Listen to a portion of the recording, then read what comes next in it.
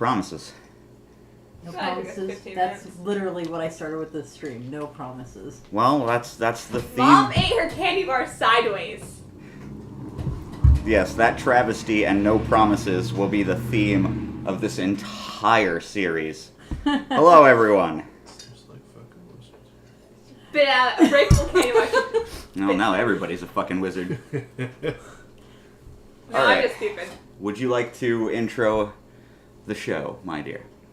This is your baby, man. I am the DM and doing the game. You own everything else. Yeah, you're boss lady. You're the All boss. right. So, Nomination Game Series presents The Awakening, the newest tabletop type system that was developed. Asterisk, not available for purchase yet. You should have just done this. That was not planned, but that was great.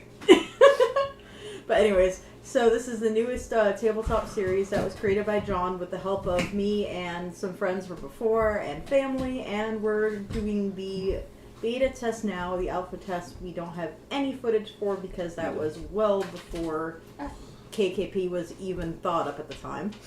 I have been working on this my whole life. Since my age. Yeah. Seriously, this is all copyrighted, and if you guys take it, grrr. You can play though. But so we'll have the fun. character sheets and stuff available once we fine tune what we need to fine tune. So everyone can play for the most part for free. But yeah, just please don't steal our stuff. That's all I ask. Please don't steal my intellectual property. Lucia. All right, guys. So, like the boss said, this is a whole new tabletop system. I was introduced to D&D when I was a kid. I was 9, 10 years old, went over to my uncle's house. He's like, hey, you want to play a board game? Oh, yeah, sure. And then he hands me a notebook. I'm like, what the fuck is this? I don't play board games with notebooks. I was hooked ever since. One of the things I didn't like about Dungeons & Dragons, the standard edition books and Pathfinder, Scions, all that fun stuff. There's too many rules. Right? And I get the need for rules. Don't get me started, right? Player agency is a thing. I found myself asking more times in D&D and Pathfinder, can I? Instead of, I'm going to. Can I do this thing? Can I do that thing? Instead of, I'm going to do this thing. So I set out, in my teenage years, with unlimited free time and imagination, to develop a system of, I'm going to, instead of can I. And that's what we will be experiencing today. I have fine-tuned everything. The system was built from the story. The balance was so it can be used with everything else. So, come along with us, won't you? As we do math and go on an adventure. And for those that are tuning in, yes, this is Wednesday. Yes, we normally do Pathfinder, The Adventures of Eleanor series. That is still ongoing. Yes, that is the first and third Wednesday of the month. This is going to be the second and fourth Wednesday of the month. So it gives both of our game masters here a little bit of a break to just be from the DM hat to being a gamer instead. So, you know, everyone gets to play. And then all those months that have 5 Wednesdays, we'll talk about it when we actually reach one of those, which is like November. So that doesn't matter right now. Anyways. Right. At this rate, I'm just going to have to start paying her $1 every time she actually pronounces it right. I guess so, yeah. At this rate, I owe her $0. That's true. Volinar? Volinar. Volinar. Oh, Vol. Not vol. Volinar. There you go. If there's an O there. Volinar. Yeah, you also put the O in the end all the time. Volinar. And I'm It's just sitting here like, damn, man. Words are hard. I'm not doing it this 2 time. syllables. That's I'm right. not doing it this time. It's okay. I have my way to get back. I'm gonna be tripping over my words all the time too, because I am. Whew. And That just, hasn't slept in a week. She's not wrong. and just so you guys all know, this stream is sponsored by Babbel. I just posted the link. There we go. Learn a new language with us. Use the link that's provided to create a new account. And then any account that are created until I think it's the 20th right now, gives us, you know, the creators a chance to use that funds to make more content for you guys like this. Speaking of content, I gotta step out of the room and blow my nose. Well then. Prime content. Absolutely. You got experience attention. Oh, and then while we're here, while our glorious game master here is busy, we will not be doing. Oh no! Next week is 2 the weeks. normal stream. 2 weeks. Next week's normal stream. So Never the mind. next awakening. Yeah, the next awakening is going to be on a Tuesday instead of a Wednesday because Ben and I have other commitments, so we won't be streaming. And so I have to stream the day before. But yeah, we'll start around the same time though. Okay, world building time, right? Yeah. Yeah. Time for dramatic music. Time for some dramatic music. As soon as I get the cat out of the way. Cat music. Meow. Ah, yes, the co-captain of 3M Meow Meow. Yeah, did she just hiss at me, by the way? Yeah. Yeah. Can I have this, please? I need that, and I need these, young lady. Excuse me, I know. Oh. Oh. I know. Meowing. Thank you. Okay, now I'm gonna just put this right here next to you. Okay. All right. Here we go. No, I'm not ready. We're gonna have to do You've that. done the speech 30 times before. Do it again. I have. Speech. I just did it in the mirror too. Is that what you saw? Yeah. All right. Here we go.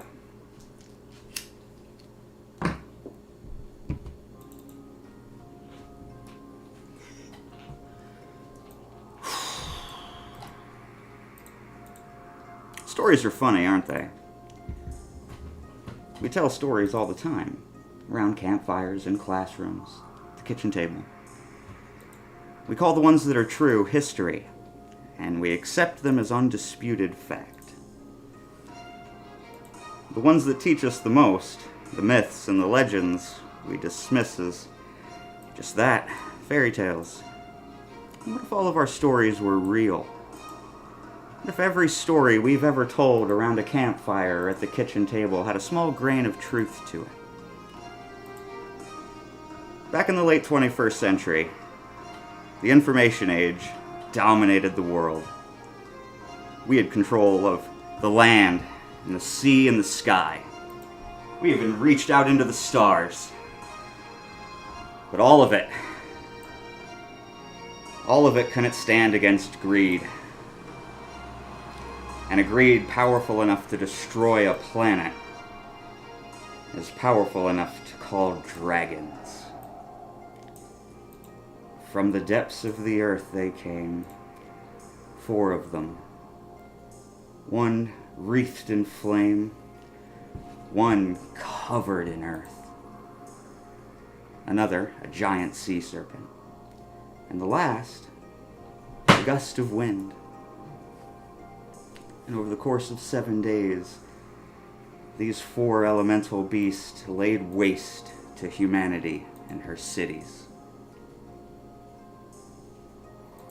They changed the face of the whole planet. And on the 8th day, the sun rose. And to challenge the dragons were 4 heroes, wielding their own elemental powers. And after a terrible battle, they had succeeded in sealing the dragons back in the earth. And those that were left, they charged with their oversight. Make sure they stay asleep. Make sure there's heroes ready to fight in case they wake up. For thousands of years, we've followed this edict. And every quarter century, we hold a tournament to find the best, brightest, and most capable warriors, scholars, and mages. That tournament is now. And on the Airbus, on the way to the Isle of Rish, 3 adventurers have gathered. All of them with hopes of earning the title of hero. Each of them with their own reasons for wanting it. And that's where our story begins. On an airship, in a dining room, with 3 strangers. Why don't you guys introduce yourselves? Who's first? Oh, yes, the most awkward part. Roll for initiative, bitches. Fuck you! Where'd my dice go? What is it? D10? D20. 20? funny. Roll for I I initiative. got 3. I got 3. Okay, so you're going first. I'm gonna be honest, I'm offended. A little bit. 19. You're going last. You're first. Oh, you go lower initiative wins? Yeah. Okay, Oh. so. Cool. Wait, you have to do some character?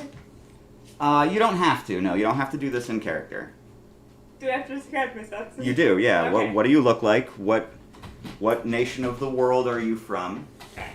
Okay, the things I didn't cover in the backstory, that was just dramatic, right? A lot of rag. It was good though. I liked it. I mean, honestly, when I was listening to it, I'm like, damn, this would make a really good TV show. Thank What? you. I love that. Like, you got, like, the perfect kind of narrated voice for that. Like, Thank We you. will get our $50 million movie. I really appreciate that. Anyway, no. When the dragons woke up, magic came back. The world is divided into 4 primary nations: the Fire Tribes, the Earthbound, the Nation of Wind, and the mysterious Merfolk. As of current world, no one's seen a Merfolk in almost 200 years. But we do have with us a member of the Nation of Air, Miss Taya. She will be playing the character Pura. Yeah. We have our mysterious merfolk, the illustrious boss lady, who will be playing Sylphane? Sylphane. Oh Sylphane. god, it's the Mario thing all over again. It's the what? Mario all over again. And we have our earthbound warrior, Reiner. And he will be played by our Pathfinder DM, the illustrious Ben. Cool. So why don't you guys describe your characters? Okay, I'm first. So, my name is Purra, P-U-R-R-A. I thought it'd be funny with Purr, because Cat. Serena Meow Meow. Right. We'll get there. Yeah, do I have to describe that too? Or that later? We'll get there. Okay. I have my hair in a bob cut, because, you know, short so it doesn't get caught in things, but long enough to put into a ponytail. I have that. Scarf? Oh yeah, I was trying to think of the word Yeah, for jacket. nobody. Oh, the bomber jacket. Yeah, Right. bomber jacket. It's, bomber jacket that has coattails, long coattails. I do have a scarf. I decided to what was it, red? I think so. It's whatever color you want it to be. It's Your red. character. It's a red scarf. It does that loopy thing. Think Rivali's scarf, his original one, with it down to the chest, and then still has the flowy things. I got those fluffy pants and those boots, like the old pilots. Think Amelia Earhart. The Red Baron. Age, hair color. I haven't thought of an age yet. I think we decided on 19. Yeah, 19. between 17 and 19 is a good rough estimate. And my hair will be brown because, Brown. yeah. Right. And I am from the Air Nation. Okay, and most airfolk wear goggles. Airfolk are divided into 3 specific categories of airfolk. There's the explorers, the pilots, who map the new world. There are the engineers, who care for the machinery of their home and maintain the explorer ships. And then there's the merchant class, who are in charge of establishing trade routes between the 4 major nations of the world. And I'm a blind explorer pilot. Oh yeah, you forgot to tell everybody you were blind. Yeah, I'm blind. That's an important character trait. We're gonna get some top jokes here. All right. Oh god. Senior Ben. Okay. So, Reiner. He's got basically kind of 2 different outfits. He's got, an outfit for whenever he's participating in general recreation or his downtime because, he does follow the good old rules of 3 Yes. for his people. The earthbound traditions. Yep. So, until he's going into the actual fight, he's basically in, I guess you could kind of say kind of like a monastic style outfit. Yeah, so frills, buttons. Not so much frills, like think kind of like almost a generalized monk to where they've got not really, kind of like a gi top almost. Okay. But the coloration is various bits of like kind of brown with accentuations of like some dull gray and maybe even a bit of silver. Earth color. Just exactly. Kind of to touch on the minerals of the mountain and everything. Gotcha. Pants are like they're not going to be frilly, but they're going to be, I guess, kind of like close to jeans. Okay. Like just travel pants. Gotcha. He will very much so have heavy boots though, because Ass kicker. Got to. I mean, yeah. And I'm debating. Fuck it. I'm gonna have him have kind of like as long as he's in recreational clothing, he'll have like little earthen beads around both of his wrists. Okay. Aside from that, when he's in combat, well, I guess I should probably touch on hair and everything first. Fully buzz cut head, like no hair, and full beard, basically silver. Okay, silver we can do. There is one hair color that's off the table, sorry. Okay. Ash gray. Nobody can have... None of your characters are allowed to have ash gray hair. Okay. There's a lore reason for that. We'll get into it later. Is it Think like a white silver. That's, yeah. Like moon silver, right? That's good. Yeah, moon silver. Mm-hmm. The fucking blue eyes. Why not? Sure. The beautiful contrast. Works for me. It reminds me of Bright from Netflix. I've got no idea who that is. That's a film on Netflix. Never mind. Sorry. Yeah, no. I mean, shit. I saw the image that I used, and I'm like, you know what? We're making a rhino art. All right. But yeah, so when he's in combat, he's basically in like a giant suit of bulky armor, fully made for the sole purpose of protection, and kind of it matches his clothing and coloration. So it's like basically kind of like a brass / copper style brown with those same silver / metallic like iron steel accents. And kind of like the reference picture you showed me with the like the huge Warhammer shoulder pads and the gigantic. These are my ass stomper greaves. Exactly. Right? Like he's meant to be an imposing individual. It definitely looks imposing. I'd say you're probably about 6.5 feet tall. Probably, yeah. Yeah, Earth folk are generally bigger because Earth folk. And our lovely merfolk, the boss lady. How would you like to look? All right. So I will be doing description of my character twice. The one that everyone has now, and then the one later when you guys know more about my character. Ooh, mysterious. I like that. It's merfolk after all. They're supposed to be. All right. So from what everyone can tell as of right now, I am female. I am tall. I am slender. I have dark hair, almost like, not quite like midnight black, but very, very close. Dark colored eyes that almost look like, it almost looks like that it's all pupil, but it's not quite. There's definitely other shades of dark. Very fair skin complexion, even fairer than me, like how I look. It's pretty pale. I'm pretty light. Yeah. Ghost pale. Ghost pale. Edward Cullen minus the sparkles.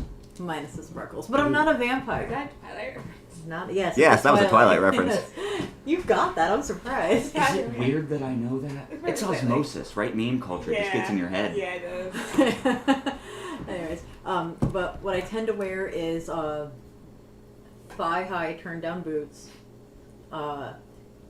usually a brown cloak or some kind of cloak that covers almost everything except for like the bits of my hair that come out and obviously my actual face. And I carry a staff on my back, or I'll walk with it. That's about all you can really see of my character. Staff buddies? Wonderful. I need everybody to roll initiative one more time while I do some world building. Yes, 16. and that's something that's going to be done a lot through this because it is a 19. because it is a beta system. So there'll be things changed throughout. No, this isn't changed. This is static. Well, the reason we're rolling initiative twice is to keep things moving. There will be a out-of-combat initiative and an in-combat initiative. Each of your actions, depending on your situation, will take a specific amount of time. So you guys are on the airship right now. You're in a dining room. It's fairly elaborate. There are several tables, 4 large bay windows, 2 on each side of the airship. Okay. There's a bar that stretches the length of the dining room in between the 2 windows, with a gap in the center for patrons to move through. Okay. There's no one staffed at the bar because this is just a transport ship. The captain comes over the intercom. Ding, ding. Attention passengers, we will be arriving at the Isle of Rish in 10 minutes. Please gather all of your personal belongings and proceed to the Ascension area for deboarding. At the tables, there are groups of adventurers. Men and women in all shapes and sizes, wearing all kinds of colorful clothing. Most robed, some armored, some in regular street clothing. All armed with all kinds of weapons. Great swords, short swords, daggers, whips, nunchucks, guns.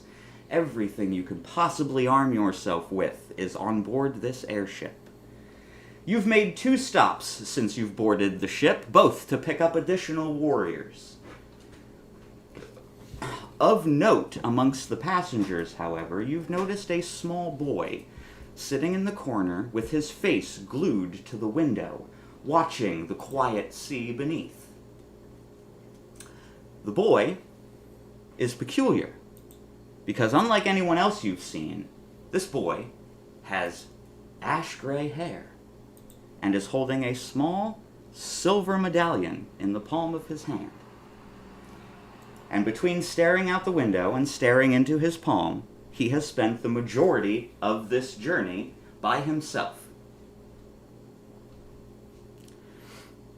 After the captain's announcement, the hustle and bustle of the dining room picks up to a pitch as people start moving towards the doorway to the Ascension area, which is basically a 2-tiered platform, because you're on an Airbus.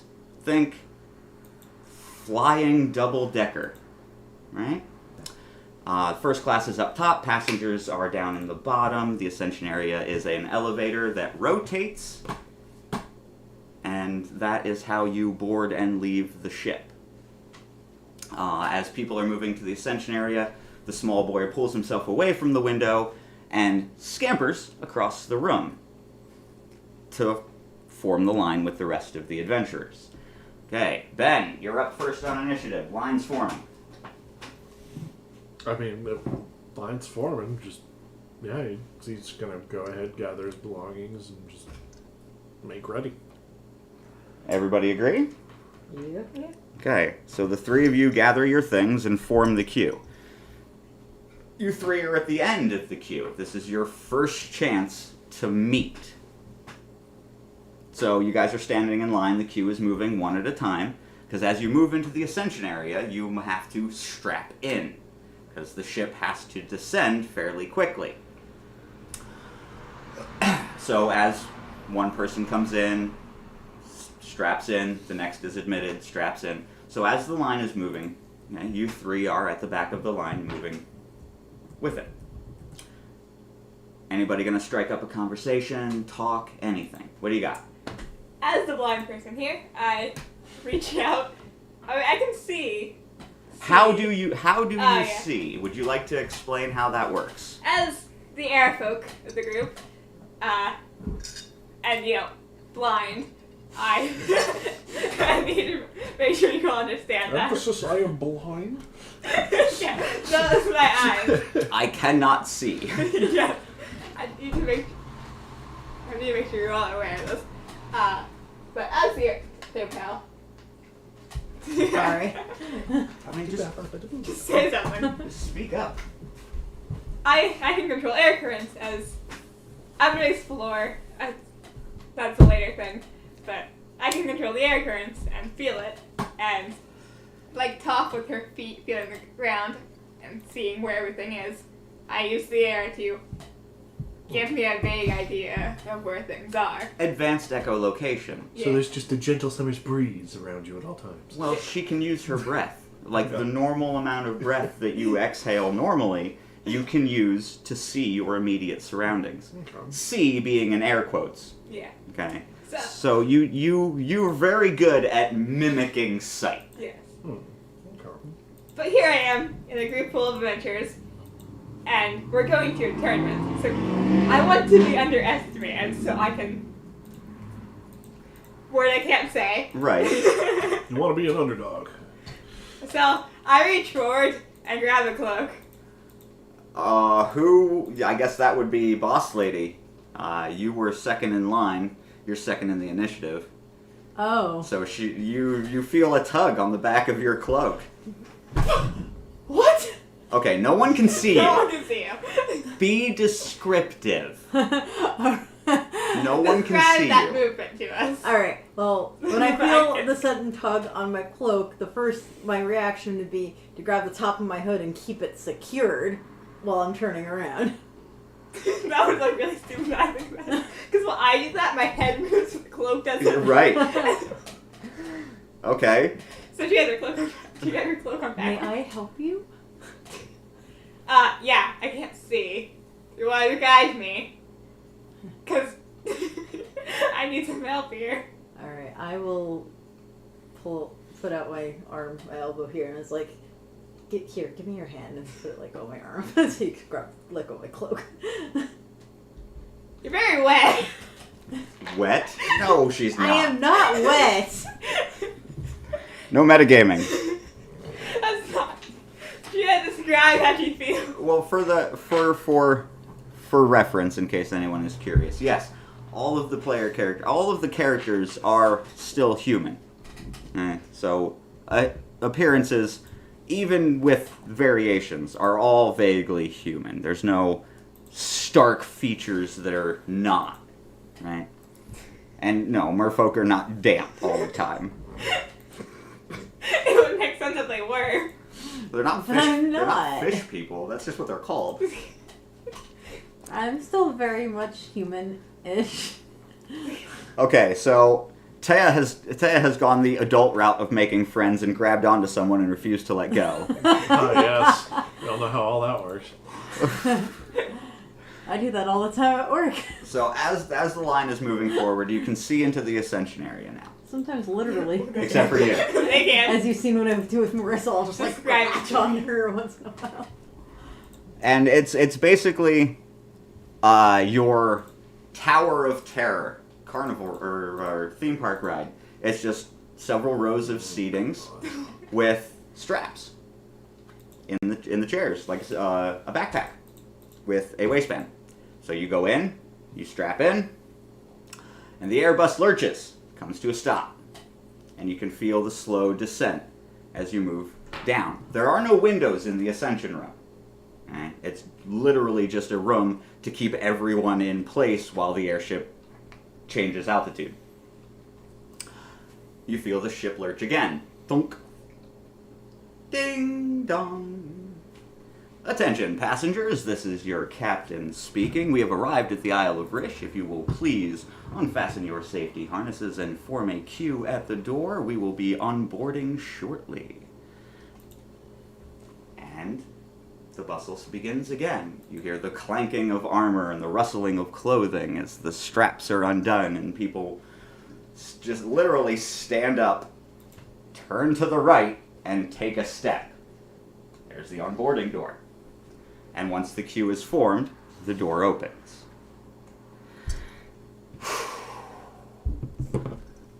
I need 2 minutes. Of a break? Do something. No, I need 2 minutes to find the appropriate music. Do something. Alright, so we're on deboarding. Yes, you guys We're are. waiting to deboard. You're waiting to deboard because you were the last. You were the last to board the Ascension area. You will be the last to leave. Alright. Everyone's lining up for the deboarding now. Yeah, no, I heard. Thank you. Yeah. It's not like Thank we all you. didn't just Strange person mention I it. latched on to. Introduce yourself. Right, yeah. So hi, I'm your leech now. My leech. You were- Does Yeah. this leech have a name?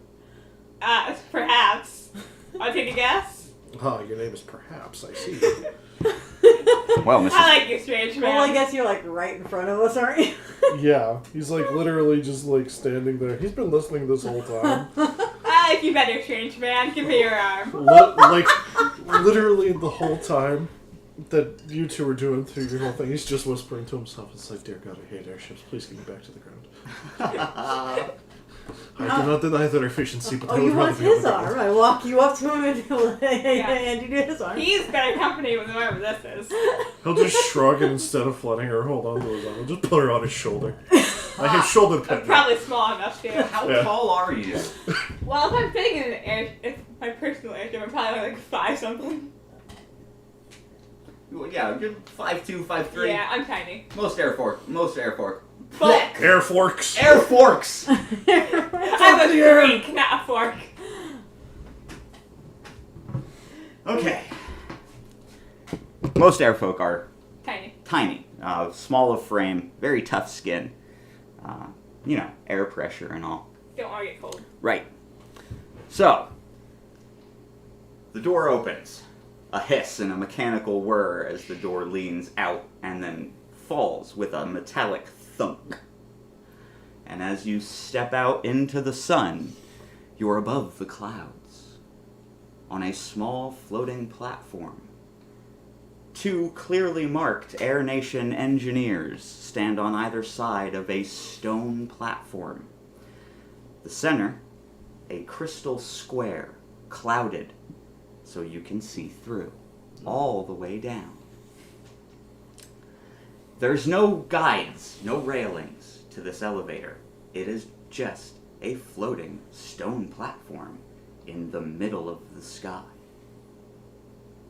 One of the airship engineers is an old man, probably mid-40s, salt and pepper beard, short cropped hair, and the pair of goggles that he wears on his forehead clearly mark him as an engineer, the symbol of the screwdriver and the wrench, crisscrossed with gold stone filigree around the outside of the entire emblem, clearly marks them both as engineers.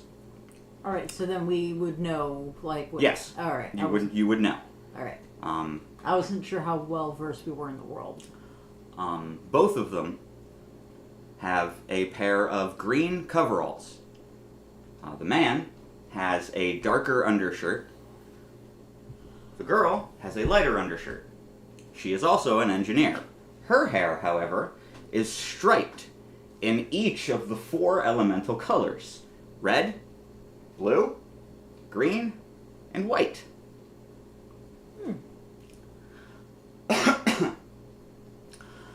As the group disembarks, you see the small boy with the ashen hair run to the old man and show him the emblem in his hand. The reason that you take notice is he breaks away from the crowd first and beelines to this old man. And the old man clearly is talking to him, and then just motions for the boy to stand on the lift. As the group approaches, the old man raises his hand, and as he talks, his voice expands to fill the entire area. He is using his magic to control the way the air affects his voice. You can all plainly hear him, even with the gushing wind of the airship engines. You can clearly hear him. There's too many of you. We gotta take you half at a time. I need a dozen of you. Step forward on the lift. We'll lower you down. A group moves forward. There's about 11, 12 of them. And the boy doesn't matter. He weighs almost nothing. As the people get on the lift, I need everybody to roll me a d12.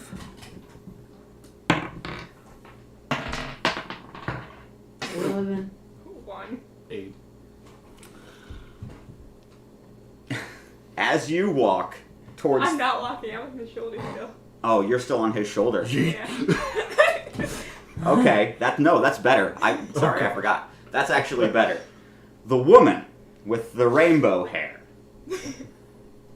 looks out over into the crowd to see if anybody else wants to come onto the lift before they start lowering it, and she sees the goggles on your head. The shooting star emblem without the filigree marks you as a hopeful explorer candidate. I'm assuming the reason that you entered the tournament, like we talked about, was a chance to prove yourself. My ship's gone. Right, it's a chance to earn your wings, so to speak. Did you crash it because you're blind? No, it broke. Oh. I can still see with it. It's just a piece of it broke, and my engineers are not the best. Understandable. She takes special notice of your mark, and she speaks to the old man for a minute, and of course you can't hear that. She's not amplifying her voice. And she starts doing a hop, right? And the old man nods, and she looks right at you and starts striding over with purpose. And the look on her face is admiration, starstruck, okay? She runs over, stops right in front of you, stares past you to look at her. OMD. You are an explorer, aren't you?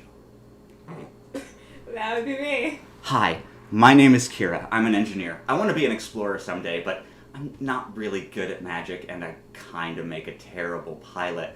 But I'm still trying really hard. Hey, listen, do you know any other full explorers you could introduce me to? I want to meet all of you.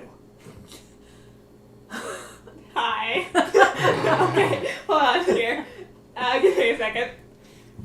No, I know no one else because don't know if you know, but I'm blind and people don't like that about me being an explorer. Oh, I hadn't noticed, but now that I look at you, yeah, I can. I'm really bad at this. I don't know what to say. I'm sorry. I'm kind of awkward and bad at social situations and tend to ramble and talk a lot when I don't know what to say, and I don't know what to say right now. Did I introduce myself? My name is Kira. What's your name? I'm Pura. Hi. And trust me, child, you are better than the other person I met who got herself stuck in her cloak. She did what? Oh my gosh, that sounds like a great story. Maybe you can tell me on the elevator ride, because it's my turn after the old man comes back. And I just put my hand in my head and just like shake. And as you Just staring for it. as you're staring over this rambling child's head, you notice the old man starts to take the elevator down. Okay, and she's like, "It'll only be a couple of minutes. It doesn't take very long once you're past the cloud layer." And she continues to just ramble. Okay, what are you here for? Are you here for the tournament? Are you gonna fight? What pit are you Just in? gonna put a hand on her head, just like.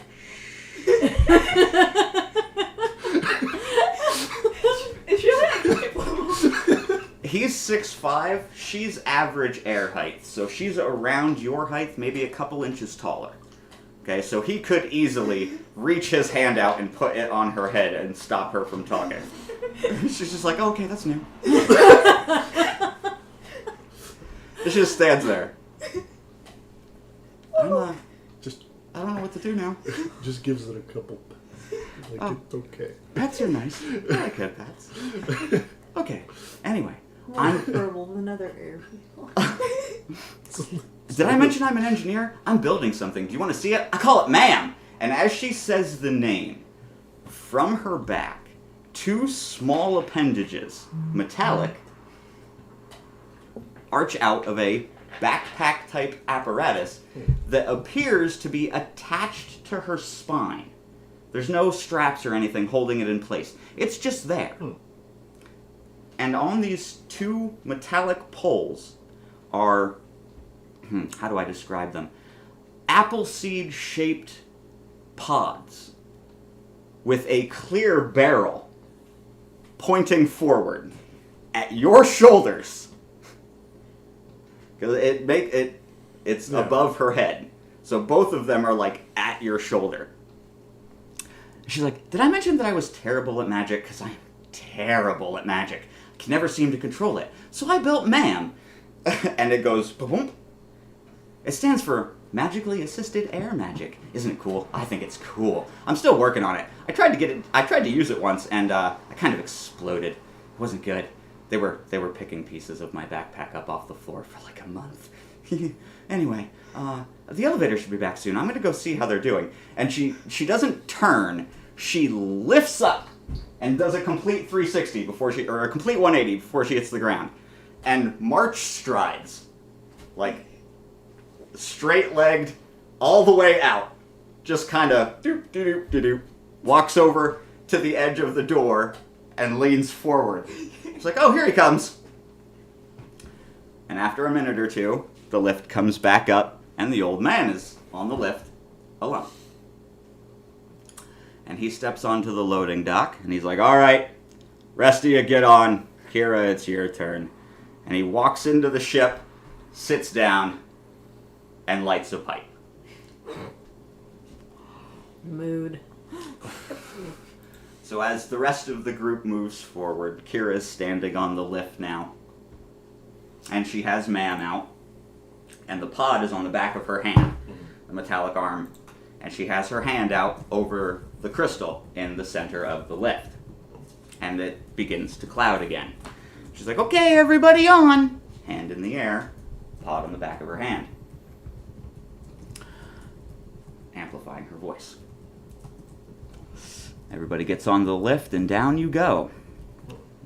She's like, okay, I need everybody to just hang on while we get through the cloud layer. We gotta go kind of fast, but once we get through the cloud layer, it'll only take a few minutes to get to the surface. Once we're there, I'll go back up, and you guys get to head into the tournament grounds. And the lift begins to descend. Sorry, I'm sure everybody heard me get that text message. Mm-hmm. Okay, we're gonna have to go on break in like, right now. Okay, Alright. Did you go on break? We are going on break. Okay, listen, hey, Huh. not yet. Oh, the thing. Yeah, we do have in the chat right now.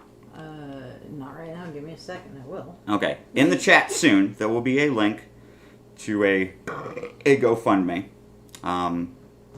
There is a member of our team who is in need of some medical assistance for potential liver disease, and we are raising funds to help them with their medical costs, even if it's only a couple bucks. With healthcare being what it is in this country, God knows every dollar is going to help. So if you can just click on that link, take a look at what we're up against, and if you have it to spare, it goes a long way, and we'd really appreciate it. We will be back after break. It's going to be about 5 minutes, possibly 10. I'm going to try and squeeze it down to 4. But when we get back, we debut the Isle of Rish and the Tournament of Legends.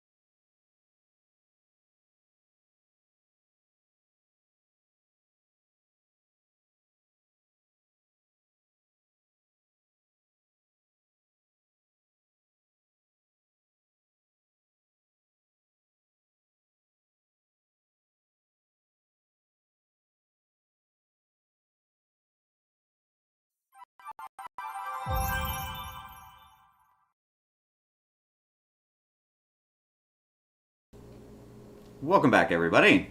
Sorry that break was longer than anticipated. We are at the mercy of the environment.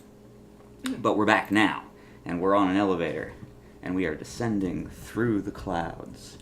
And strangely, counterintuitively almost, you're not getting wet. As you move through the clouds, you'd expect the moisture to make you damp. There is none. The air is still crisp and dry and stagnant. Not smelling stagnant, but stagnant isn't, it's not moving. You are.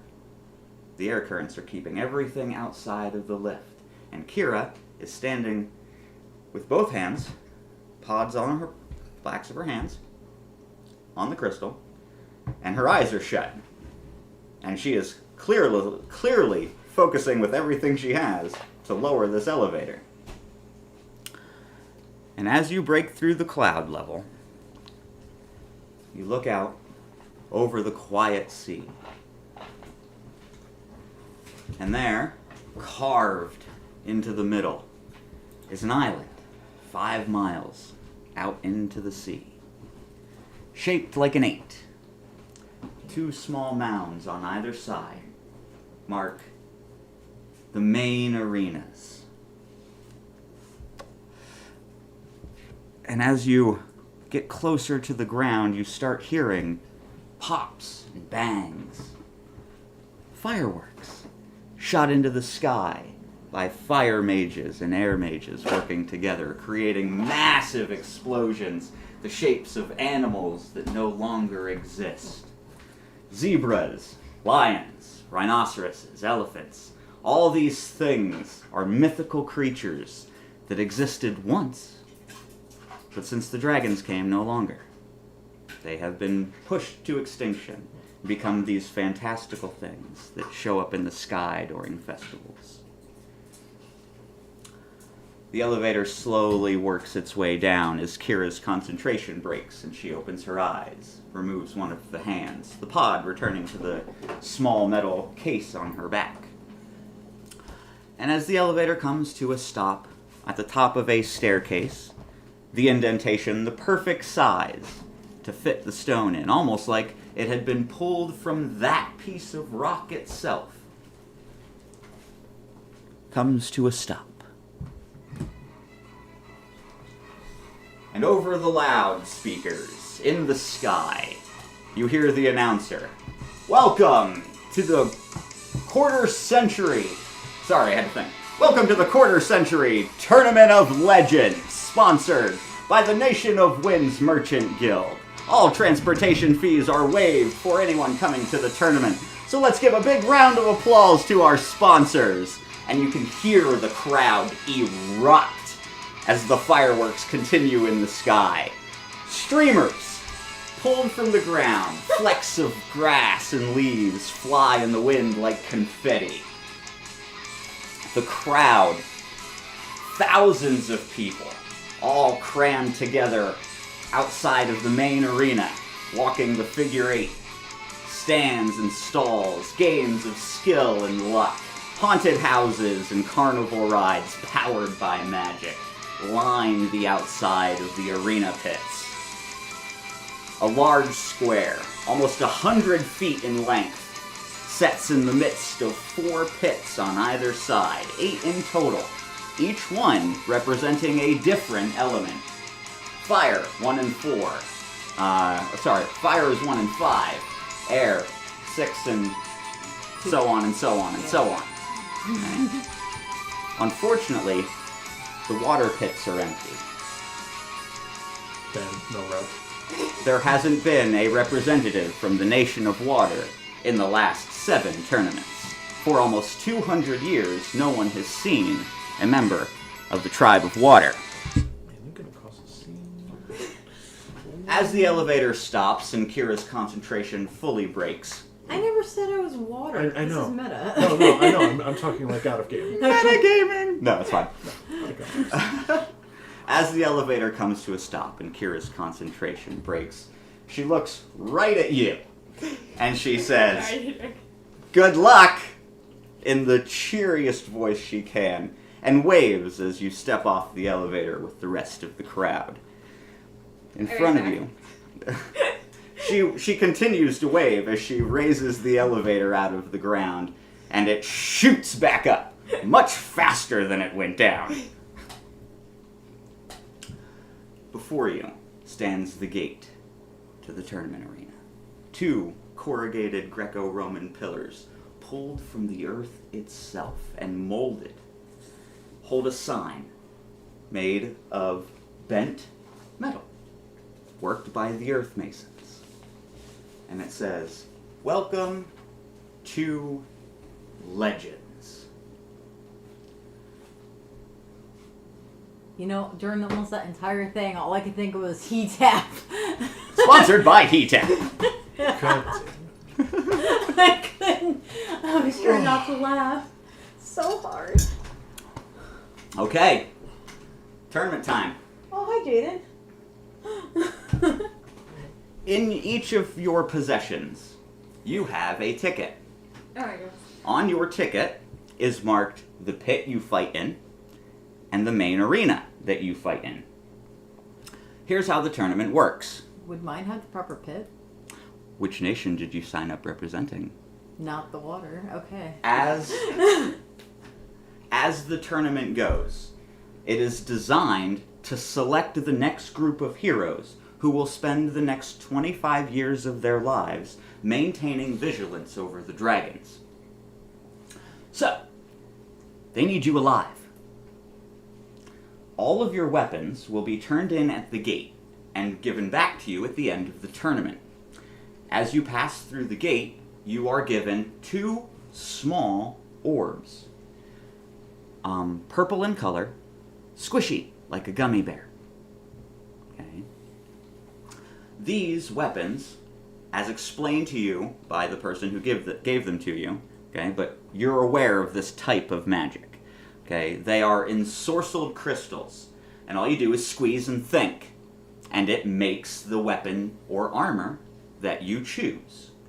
So you guys can all use your standard weapon classes.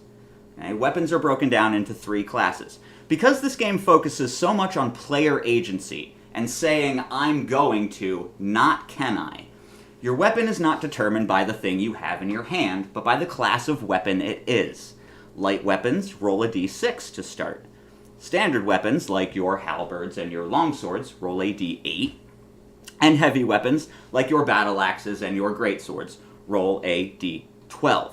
The way leveling works in this game is how the stat system is broken down. Everything you use during an attack gains experience points.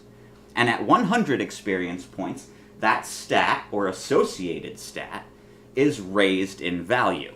For example, a regular attack, a normal, I'm going to hit this thing with my weapon of choice, okay, is broken down into experience for your weapon and experience for your associated primary damage stat. So if you use a light weapon, such as daggers or nunchucks or throwing knives, okay, you can either use your dexterity or your strength as your damage modifier, whichever one you choose to use. But whichever choice you make, that is the damage stat you will be using for that weapon type. You can't change that. Armor works the same way. It is a tier system. Light armor, medium armor, heavy armor, each with its own bonuses and penalties. The way the way hitting works, you don't roll to hit in this game. All actions count as successes unless the dice fail. And the only way the dice fail is with luck. We'll get to that. Combat is broken down into 3 phases. We'll get to that when we start combat. Boy, oh boy. I really didn't have a speech prepared. I'm just trying to bring things up as they come up. Right, we'll discuss magic when we get there. That's another thing. It is explained to you when you take your weapons that you physically cannot cast any magic inside of the arena. The crystals from the sea are underneath each of the arenas. The sea had been frozen, roughly around the time merfolk disappeared. It's been glass for 200 years. And this glass projects an anti-magic area. Which is why everyone needs to use airship travel. And that's also why the airship has an ascent and descent phase. The anti-magic field only extends so far. Once you're above that, everything's fine. Which is why air travel is so important. Which is why the Air Nation has such a broad reach. World building, it's fun, right? Where was I? Right, anti-magic.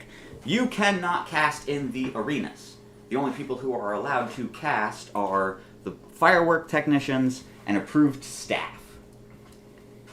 Otherwise, magic is banned.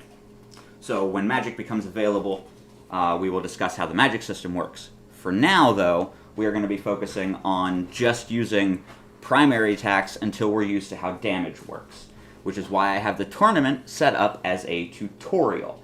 Each one of you will be facing an element counter to your own, not an element that you're weak against, but an element counter to your own. And for reference, I signed up as Earth. You signed up as Earth as well? Yes. Okay.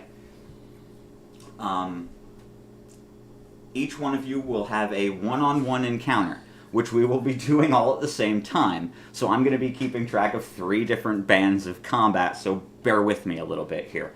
Once that's done, however, we'll move on to the next phase of the tutorial. But for now, you each know what your individual pit is and which arena you are to be fighting at. So, you're in the tournament grounds. Your weapons have been taken and replaced with the ensorcelled crystal weapons. The way these weapons work, by the way, they interact with each other and the armor. They do not interact with skin, and they record the amount of damage that they would deal should they interact with skin. The winner of a round is the person who does the most damage, or the person who, or if any combatant is reduced to 1 hit point, the fight is called, and the winner is the person who isn't dying. Okay?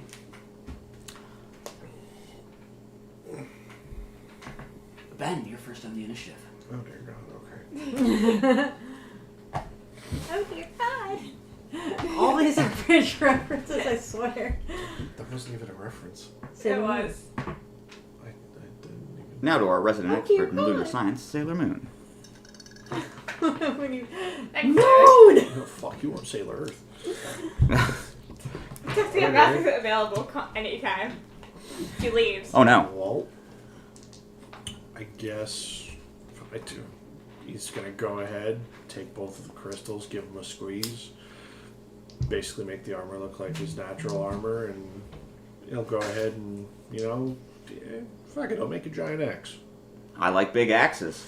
Yeah, everybody does. And he'll go ahead and, well, Incoming? What? Over here. Oh. of course, he'll, drop Purra off before he does so, just like, shoulder Bye. placed down. Yeet the child. Then Throw he'll go ahead and he'll do the crystals usually Okay. say. and go ahead and head to his arena. All right. Just be ready. That was a Lord of the Rings reference. Everybody in agreement? Nobody tells us the dwarf. Form your weapons, form your armor, head to your pits. Yeah. Okay. No carnival games, no stopping Well, off, I no want to do distractions. carnival games. I didn't Oh, know you there have were stuff carnival here. games. I told you, games of skill. Everything I say is important, my dude. Mm-hmm. Is there I'll participate after I win. After you win. That's a good attitude. All right, I like that. After you win. All right, so everybody in agreement, you're going to your pits? Yeah. Oh yeah. All right. Are we in the Felt like same it's pit fun or to go play opposite? carnival, We're both- right? You're all in different pits. That's why there's 2 main arenas. All right. So there's technically 16 pits. All right. Okay, so you all get your own, as does every set of combatants. All right. We're speedrunning the Okay. Final Festival. Yeah. Right.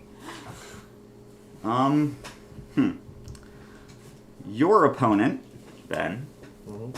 is a member of the Tribe of Fire. And he is almost the same height as you. He's 6'2". Hey. Okay? He's not built like you. He is sinewy. He is an old root. He is tough. he has no weapon, Eh. but he is on fire. The Walker, maybe. Okay. He's a boxer. Oh, okay. Both of his hands are wrapped in fire cloth. It's specially designed cloth in the fire tribes that burns until it's put out and causes no harm to those who are wearing it. Fireproof clothes. Okay. Okay, but it's the crystal version, right? So it's not actually there, but you can see what it's supposed to be. So the crystal can shift no matter what, right? Yeah, the only way to change it, let go. It sticks to you Okay. until it's done. You squeeze it again, think something different, it changes. Okay. Well, he'll kind of look over and see what this guy is doing. And he'll go ahead, take the axe from his shoulder, kind of look at it for a moment, because, you know, just the standard carry. He'll look at it and be like, no. No. And then he'll go ahead, toss it up, have it revert to the crystal. He'll go ahead and squeeze it, and then he'll basically form his own pair of knuckles. Okay. He's going to meet him in his own field.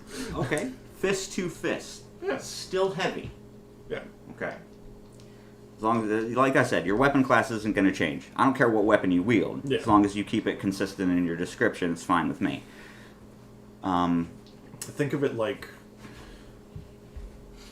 kind of bigger gauntlets going over Yeah. his own. That's kind of what I was picturing. Was like, So like earthen brawling gloves. yeah, something like the boulder Yeah. from Avatar would use. I get you. The boulder is conflicted about beating up this old man. Yeah. So he's over in his corner. He's up, right? He's in fighter stance. He's shadow boxing, you know, the whole flicking the nose, giving the jabs, right? And he is fast. Real fast. Okay. So fast that as he straight punches, it is a streak of white flame. Oh, okay. Thank you, Jaden. White flame. He's fast. Alright. Okay. Your opponent, boss lady.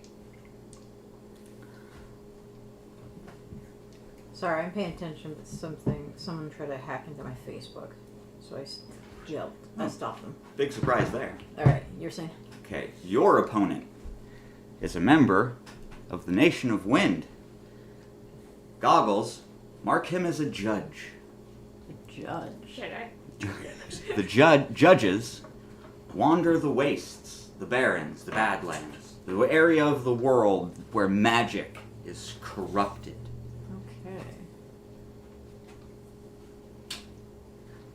They're not to be trifled with. They're often very angry, and generally tend to shoot first, question later. This man's weapon of choice is a short-barreled pipe with a trigger and a break. And as he breaks this glowing crystal purple weapon, in the slotted barrel are two beaded orbs filled with tiny crystal shards. It's a fucking double barrel. It's a double-barrel shotgun. Have fun. Me and my quarterstaff. Fudge. Your opponent. Your opponent is a member of the Earth Tribe. He's about as big as Ben. Crush me with his pinky. And on his back is a giant hammer, Oh, God. the head of which is about 6 inches longer than his torso. So probably 4 feet long. Oh god. How wide is that? 2 feet wide? Yeah. Look, if it was a physical thing, it would probably weigh close to 300 pounds all total. A lot more than I weigh. And he whips this thing off of his back, double hands it, and drops one. And the head smashes into the ground. Does no damage, of course. It's a crystal. It's a projection of the weapon. But the sound that it makes, the crunching of rock and bone, and he hasn't broken eye contact with the tiny child he plans on hitting with it. We here at KKP do not condone child violence. We do, however, find it hilarious. God, give me I love those references. guys so much. All right. So, do we want some battle music, or do we just want to get into it? Battle music. Battle music. Battle music. All right, we're going to take a 2, and we'll be right back as I deal with some IRL stuff, too. And we're not muting it. We're talking in this 2 minutes, are we? No, because I got to deal with some IRL stuff. Oh, yeah. Okay. Yeah. Okay. All right. So, we will be right back after this short break. Oh, and then I'm posting that link real quick. for Yes, the GoFundMe disease. Go. You want to do the cap for that quick? Like There is a member of our team who is facing some medical issues along the lines of fatty liver disease. We are raising funds to help with medical treatment. The GoFundMe link will be in the chat before every break. It has links that you can check out what it is that we're up against and what we're going through. Any bit helps. We are in America, so the American medical system being what it is, 50 cents, a buck, it all helps out. If you have it to spare, it would go a long way. And on that note, I'm going to go deal with some IRL stuff. 2 minutes, tops.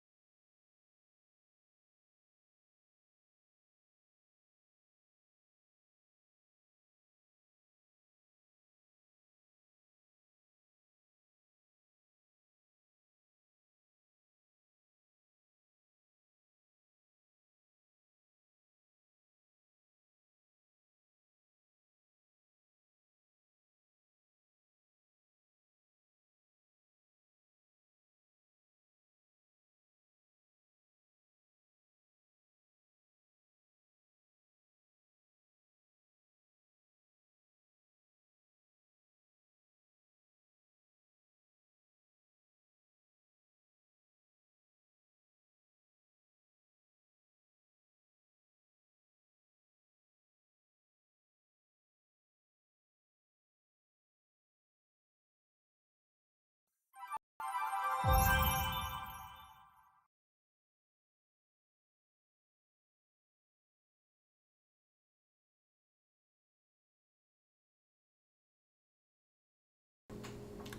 we're back, and my IRL stuff is done. So, we're going to get started with the Tournament of Legends. Because legends. Here's how combat works. Because I'm tired of saying, can I? Here's how combat works. For the first 30 seconds to 2 minutes of an encounter, depending on DM discretion, is the ready phase. During the ready phase, the party is allowed to discuss tactics, plan or cast any buff spells that they have. It's basically, get fucking ready. Then comes the initiative phase.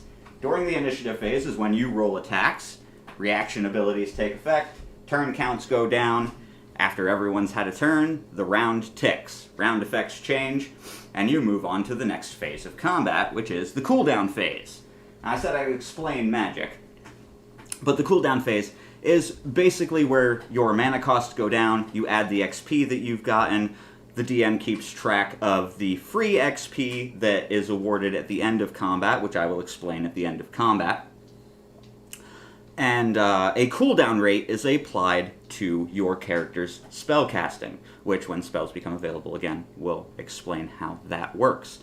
Damage works on a tiered dice system, with tier 1 being a D4. It goes all the way to tier 7 at a D100. Which is why we have different starting dice for the different tier of weapon. The way the leveling works, like I said, is once the thing gets 100 XP, it gets stronger. There's also another option that you can do when you level up that concerns your dice. My leveling system, I affectionately refer to as the pip or point leveling system. Instead of raising a stat point when you level up, you can choose to take a pip. Once you have enough pips, you can upgrade the amount of dice, or the type of dice, that you roll. At 4 pips, you can add a D4. At 2 pips, you can upgrade a D6 to a D8, or a D10 to a D12. At 8 pips, you can upgrade a D12 to a D20. When you have 5 D20, you can cash them in for a D100, and then start all over again if you want to. There is no limit to how strong you can get, aside from the level of your stats, which on the character sheet is a entirely different category of stat. For balance reasons, because we'll get there. So, here's what we're going to do. Here's how I'm going to keep track of all 3 of you at once. When I start the music, you have 30 seconds to decide what you're going to do and how you're going to describe it. I already know how I'm going to beat your asses. I just need to know how I'm going to react to you beating mine. Oh, that's funny. You all understand how damage works? Yeah. Okay, I will cover damage for the audience when we do some. So, Ben, you are first on initiative. Okay. So planning phase. I think I already know what I'm gonna do. You have 30 seconds. Damn. You all do. 30 seconds. Get your die around. Decide what you're going to do. Now, well, let's go ahead and roll. See what we do. That's from 4 to 12. 12 changes nothing on your luck. So that's going to be a total of 12 damage. Is that... I might have to turn that down. Oh, not off. Down. Maybe one more. Seems a little loud. Okay. So, kind of starting things off, he's going to look at the guy, and, you know, he knows how fast he is, so he's figuring what he's going to do is at least attempt to kind of slow the guy down a bit. Yeah. And he'll go ahead, start striding forward, even in, you know, that heavy armor that he's kind of grown used to, and you know, like as he's going forward, he'll give, you know, the gauntlets a good clink together, basically being like, all right, well, let's get this started. And he's gonna go ahead and take a blow and kind of just aim it for basically the center of the torso. He's essentially aiming for the solar plexus almost. Because the easiest way to stop something fast is to basically take the wind out of it. What's your damage? It's 12 in total. Before their DR. He's gonna take that.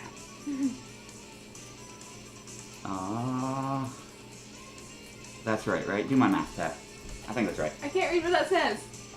That's what did you write? Yeah, I know. What does that say? 26, is that right? Ow.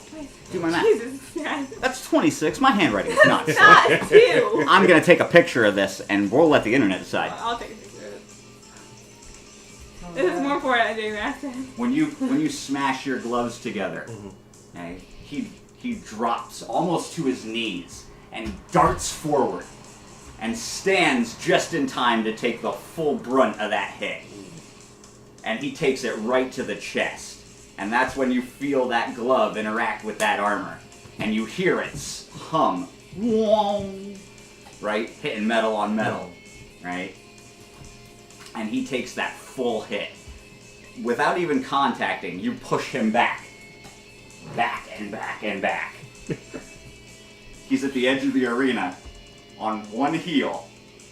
1 foot in the air, hands spread. And he stops and looks right at you. You see the whites of his eyes crust over and crack.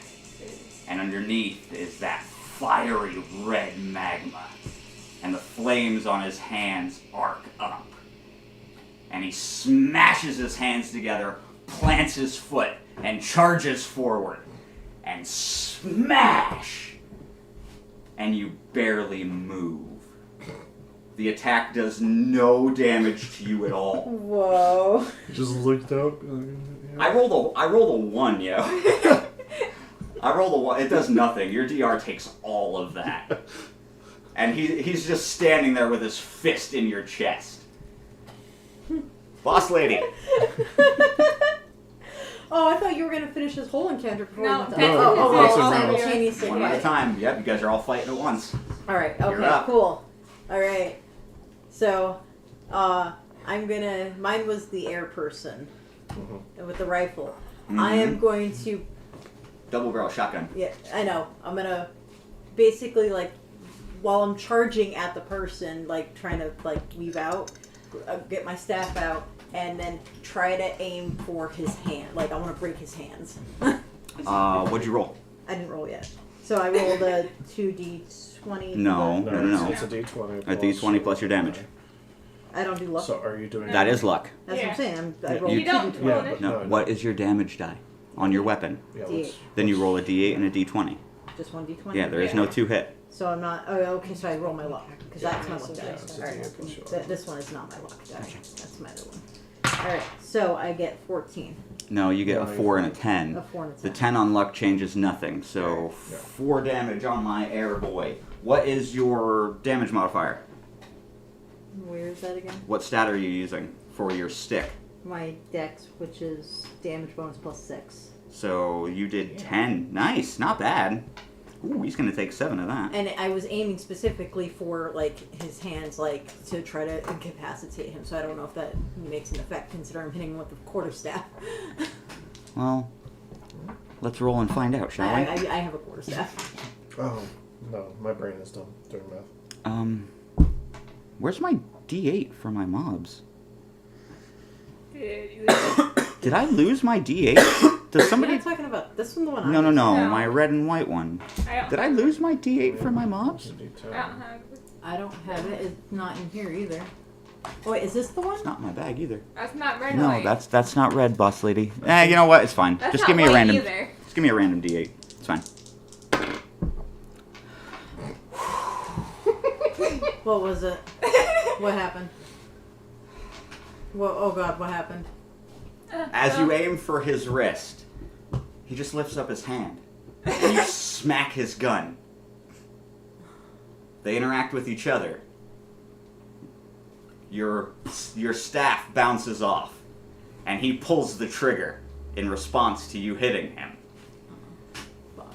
The crystals bounce. Oh god. Do I take damage from this? You do. You do. Oh god. Oh god. What's your defense? Your physical defense. Your Physical? Your DRP. +1. No. What's the total? That's why I told you. You just write down the total. Should write down the total. 9, and then damage resistance is +1. No, that's not right. That can't be right. You wrote your stats wrong. That can't be right. She didn't write anything, did she? And then you add that. Oh. This is the total. You goof. So wait, no, See? it's +1 and then +2, so that's +3, so it'd be 12. No. This is not your defense. This is. We went over all of this twice in 2 days, babe. I don't remember. So then it's +3 then? Yes. Yes. Your physical defense is 3. Wow, that shouldn't have been that complicated. It's literally just adding numbers and then subtracting other numbers. You take 13 points of damage. Dear God, I'm sorry for your life. That was a crit. Yikes. That's not bad. You take. Oh, I know why. I didn't put the +2 up here like I did with the other one. That's why I was confused. Alright, I'm good now. You take 13 points of damage. You're up. Yeah. Okay, so I rolled a 5, and my dex is 7. So He took that hit, by the way, because they bounced. It hit him too. Alright. my luck doesn't count, so that'd be a 12, yeah, or 8, because For what?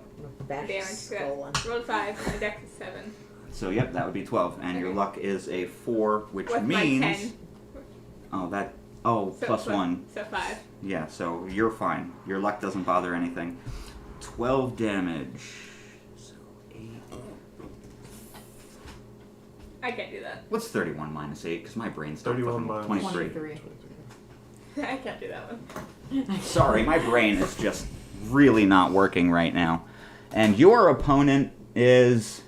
What do you do? What's your attack? Right, yeah, so I reach behind me and squish my crystals, and I get my nunchucks. Since he's holding a giant hammer, I don't want him to be able to hold that, so I also, like Mom did, but hopefully better, go for the wrist. So you're gonna aim because he's still standing there with the head of the hammer down on the ground, Yeah, and the other hand yeah, holding the shaft of the hammer. yeah. And so you're going for his wrist. Yeah, or just his arm, the one holding it in general. Taking my idea. Oh god, I think I might have just killed you actually. I have no idea. Okay. My Well, defense is 3. your defense is nothing Yeah, I know that. because that's a precise luck. It's a Yikes. 19, so your defense is nothing now. Oh. Boy, That's oh a lot boy. of damage. You just take 15. All right, so What's here's 22 minus 15? 7. Okay. Here's how this goes. You swing for his wrist, Yeah. and he just lifts up the hammer faster than your swing. Your nunchuck wraps around, and he pulls you in and clocks you with his other hand Ow. as hard as you've ever been hit in your life. God. And it spins you right around. He Oh, just God. hammers you. Yikes. I thought I was You're doing up. bad. I already know what I'm doing, so. That's a 2 and 11. Oof. Okay, so 10 total for the damage. So, kind of seeing how he came back at him, and he's made himself so kind as to get within reaching range, shall we say. He's just gonna go ahead, kind of adjust his head, just look down at him. And then he's going to raise both of his arms above his head, interlace the fingers of the gloves, and just swipe them down onto the guy. Oh. Yeah. Oh! Oh. Crit fail. You crit failed? Which drops my defense down to nothing, which means you just did full damage. What'd you do? What'd you do? 10 total damage, yeah. Sad. Oh my god, that's great. The maximum damage I can do on a turn is 20. Well, he weaves. He tries to duck when he should have weaved, and he lowers himself down again to do the charge, and you just smack. He goes to move, so his head's forward, and you bring both hands down right on the top of his head and smash him down into the ground. His face bounces off the stones, and you see the crack form in the plate of the tile. Oh my god. And he settles back down into the ground, motionless. The bell goes off. Poor bastard. Winner! And they motion to your corner. You're up, boss lady. Okay. He's not wearing anything on his head, right? 'Cause I don't remember you saying anything about his head. Goggles. Alright. He's got the judge goggles on. Alright. Oh, after the hit, and I just get hit, like, I'm just gonna pull up my thing and, like, whack him clear across the cheek. Roll for me. Alright. Where'd that random D8 go? Come back! Come back! Well, it's That a didn't count. 6. That didn't count. Nah, it's off the table. It's off the table. It's Still a 6. Mom tried. Alright, It's you... only an 8. Dang it. With your dexterity bonus? My luck. That was my luck. My luck is an 8. You're taking 9. Half? No, your stat has nothing to do with that. So your luck roll is an 11. Yeah, Yeah. which doesn't change anything because with 5 to And then 16. plus 6 is 12. 6 plus 6 is 12. Because that's my dex. I'm glad we know basic math. I think you might have Maybe. just won. No. Oh, please tell me I won. I hit I'm him really in gonna the be the face. only one that loses. That'd be really funny. Did I hit him in the face at least? Yeah. Sorry. Oh. How much damage did you do? 12. Wasn't that the first one you wrote I was down? thinking Yeah. you recycled the Then? inside. Yeah, When yeah. I went third. Yeah, but that should have been you. Look on the inside. So that was my mistake. On the That's why I'm having trouble with this basic math. So. Because I'm trying to correct my original inside mistake. on the wrapper.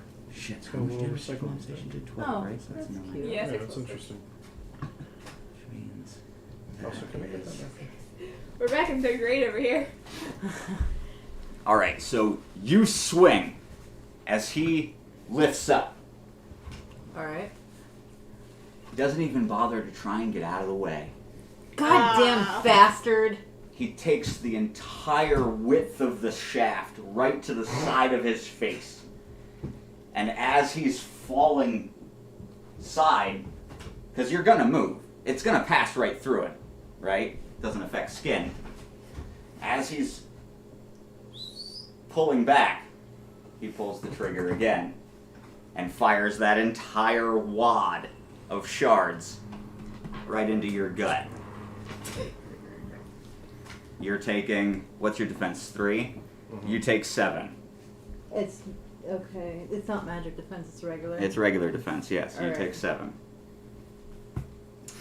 Now, I have It's a you. question. Yes. For the rules for the tournament, is it where it restricts magic, or if you use it, you're disqualified? Ah, It restricts it. You physically cannot cast. okay, well. No magic for you. Even if I try to You cast. physically cannot cast. Alright.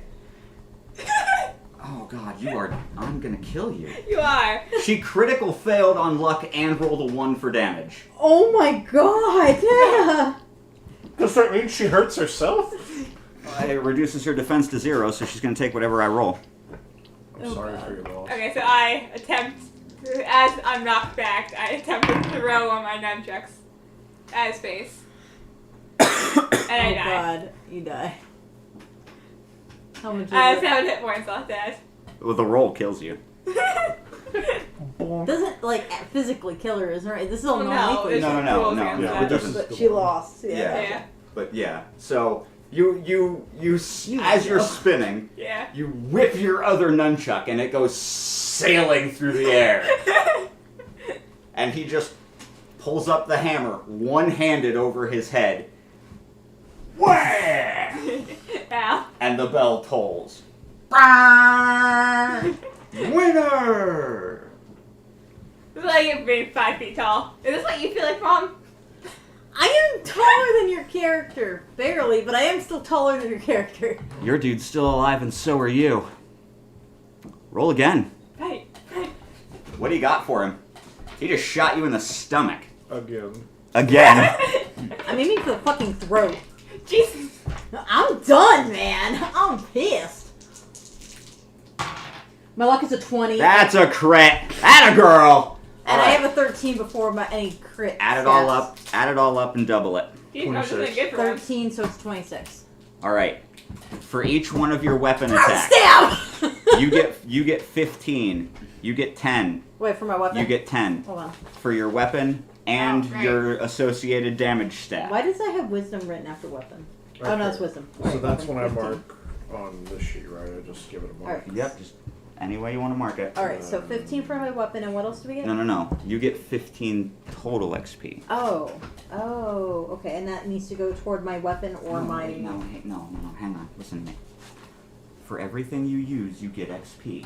So what did you use when you attacked? You used I your used weapon my and your quarter dex, And my dex, yes. right? Because that's your primary damage stat. So you get 15 dex XP and 15 weapon XP because you took 3 turns. Okay.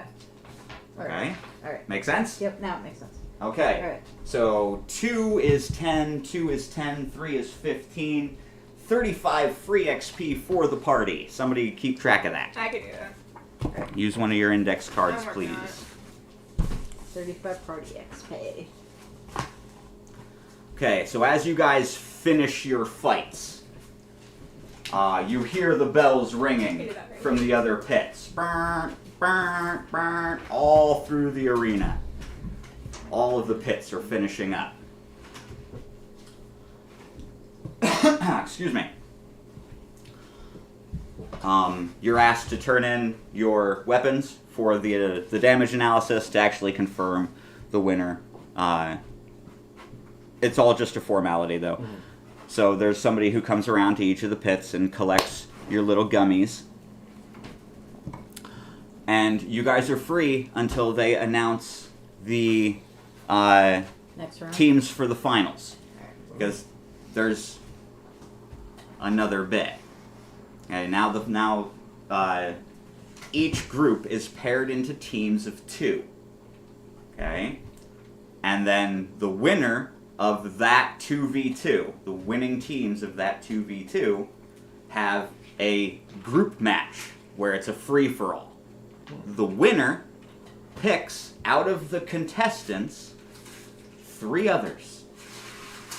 That's the group of heroes. Okay? So you guys are now in the quarterfinals? Because then it's the semifinals, or no, it'd be the finals. You guys are in the semifinal now. It's the preliminary, the semifinal, and the We final. auto-heal then between rounds? Yes. Yeah, Not. it didn't actually hurt us. Yeah, it didn't Imagine actually. being healed. It didn't actually do damage, I straight died. right? Imagine needing to be taken care of. None of you actually took damage. I did do this right, yeah? Yep, you sure did. Throw punch. Yeah, the crit was good. Here, do you know that? Okay. I lucked out on that one. Everybody roll me a d12. 12. 7. 2. What'd you roll? 2. Isn't lower better in this game? After you have your gummies taken, okay? With your free time, as of right now, I'm not metagaming for you, right? You're still like hanging out around the arena. Okay, you notice the small boy from the Airbus, ashened hair, shouldered hemp cloak, and he has his little silver disc in his hand. And he's just kind of wandering around outside of your arena, not paying attention to anything aside from the little silver disc in his hand. And he is once again by himself. And as he wanders, you catch a glimpse of lettering appearing. Too far away for you to read, but noticeable enough to know that it's a letter. And he stops, turns, and walks into the crowd. I'm gonna follow him. Because I know what because you said I would know what the hair means. You would know what the hair means. All right. So you're gonna follow him. Yes. I was a 7. What were? 5. You're next. Okay. You hop down from the pit, and you see a small boy wander into the circle around your arena. He's walking in a straight line, staring at his hand, and he walks the entire length of the arena, never taking his eyes off of his hands, and disappears into the far side of the crowd. Coming out of the crowd is the robed figure that gave you your shoulder mount. And she is following him with a purpose. As you hop down from your arena, shaking off, being clobbered into the ground, and getting your bearings, you smell something familiar. This boy, you can't see him. When you try and look in the direction of this boy, the air seems to avoid him.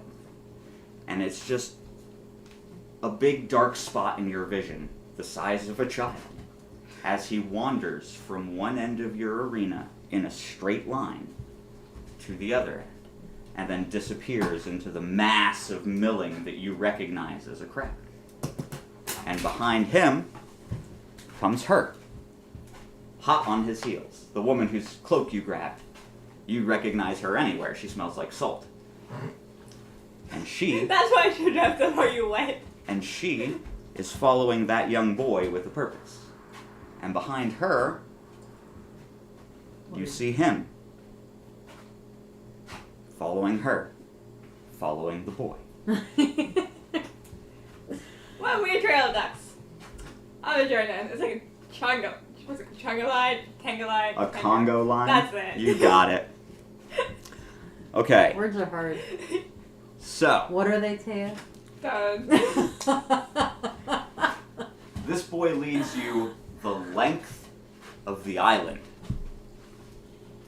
Twice. Jesus. He's Oh, man. clearly looking for something.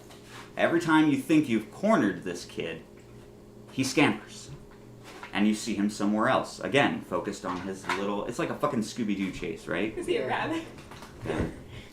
Scooby-Dooby-Doo. The sky, again, chimes as the announcement's made. All those contestants reporting for the semifinals, please gather in main arena 2. He's going to the arena. And he turns and runs for the arena. Runs. I'm running after him. Full sprint. As fast as his little legs carry him. Why are you running? Why are you running? I'm running too. People are making room now. Because there's... I'm not gonna play for Ben. There's know at what? least 2 people sprinting. We're gonna take a quick 2 minutes. Again. Okay. Again, in the chat will be the link for the GoFundMe. One of our teammates is dealing with some medical issues that pertain to a type of fatty liver disease. We are raising funds to help with medical costs. We live in America, so of course any bit helps. 50 cents a buck. Anything that you can spare, it'd go a long way, and we would really appreciate you guys checking that out. We'll be back a couple of minutes, and we'll find out what our little gray-haired boy is up to. See you soon.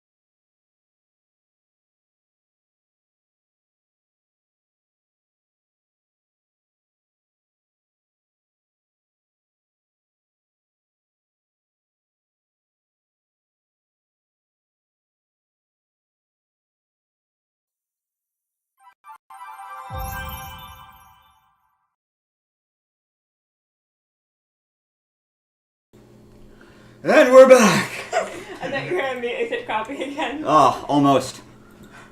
Don't laugh. No, yeah, we're back. And this stream is sponsored by Babbel. Learn a new language, use our code, get 60% off. And hopefully, listen to me babble. We have been. I know. Past 2 hours.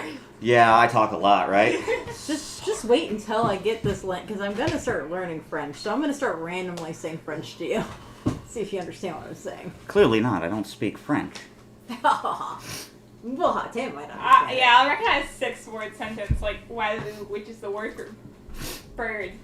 Do you know how it's spelled? Do you know how the word for bird in French is spelled? No, how is it spelled? It's like Oiseaux. What? How does it pronounce? Wazoo, I said that. Wazoo? It's like Wazo. Okay, yeah, look. There's no X, but that's how it's spelled. Are we enjoying this French lesson? Hold on, I'm typing it in the chat. That they need to know this. I don't know what I know. Oh, we're doing world building and you're learning a language. How about that? There, okay. Hold on. That's how you spell it. Here, put Wazoo, it yeah. up against the speaker, like loud, so it'll hear it. All right, everyone, quiet for a minute. Bird. No, shut up. Wazoo. And there you go. You learned something new. Check out Babbel. Yeah. Okay. We also have a guest that's been listening now. Aren't you glad you're here? I hope so. I Oh, am. Jesus, I almost fell for here. Oh, Okay, so, announcements made. Our little gray-haired youth begins sprinting towards arena number 2, the far arena, from the elevator that brought you down. And I'm sprinting behind him. The bigger of the 2 main arenas. This is generally where they hold the finals of each tournament. It's considered a sacred site.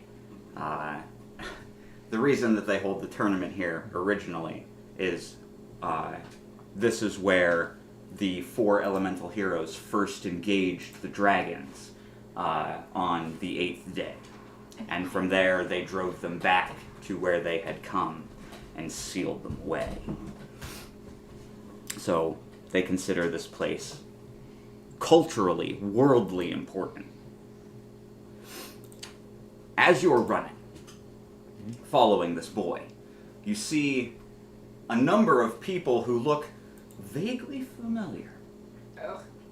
The cloaked and armored figures that joined you on your trip to the Isle of Rish form the front of the crowd gathered around arena number 2. And the boy has squeezed his way into the front at the very edge of the viewing arena and plopped down and is sitting staring up at the arena as the warriors begin to gather for the semifinals. Among them, one of particular interest is who the boy seems to be focusing on. And it's an older man. Okay. Silver white hair. Bushy silver white hair. Close trimmed salt and pepper beard. And caterpillars where his eyes are supposed, or where his eyebrows are supposed to be. Large bushy eyebrows. Look like fuzzy white caterpillars. That almost cover his eyes. Because his facial expression is the definition of tired old man. He sounds like you're trying to describe an older Master Roshi. Rule number 1 of anime: never fuck with the old white-haired dudes. And his attire is really nothing special. It is a long, hemp, brown cloak that reaches just above the soles of his boots, which are just a regular pair of leather bounded hiking boots. And he is standing up in the arena with the rest of the contestants. And the boy, and most of the crowd that had come with you, seems particularly interested in this old man. You 3 are in the crowd. You can see all of this. You're supposed to report up into that stage. It's on you guys now. Don't play. Shit, I'm already getting in that bitch. I was following him, the kid, as far as I could. I don't care about the kid. I want to fight. All right. It's part of my recreation. You climb up in the arena. Join the rest of the warriors. I climb over the wall of men. The crowd. The wall of men. The world of men. Like a monkey crawl my way into the arena. As I imagine you walking through the crowd, right, this is what you see. Because you can't make out each individual person, right? Yeah. Because the way wind works, you can't weave your way through it, you just see what it hits. Yeah. Okay? Wow. So it looks just like a wave in a background. Yeah. Black background. Words are hard. Get Babel. Learn words. Learn new words. Smooth. So as you approach like a crowd or something, it literally looks like this wall is opening, like you're parting the sea. So anytime you walk through a crowd, you feel like the fictional character Moses from the stories you used to get told as a child. That's still being told. Of course it's still being told. We never stop telling stories. So you make your way to the crowd, or through the crowd, up on stage. You find a familiar silhouette, big ol' Reiner, Yeah. and you just kind of sidle up next to him, stand there, trying to appear intimidating next to this mountain of a man. Didn't you lose? That can't stop me. That is why nothing can. I'm blind. I don't know what I'm it means. assuming I'm nowhere near them because I was trying to get as close to the kid as I could. Oh, well, I explained what you saw with the kid. Yeah. Like, that's what you can see. Okay. Most of the crowd, the reason that you can see this, most of the crowd has been giving these people a wide berth, especially since the little gray-haired kid showed up.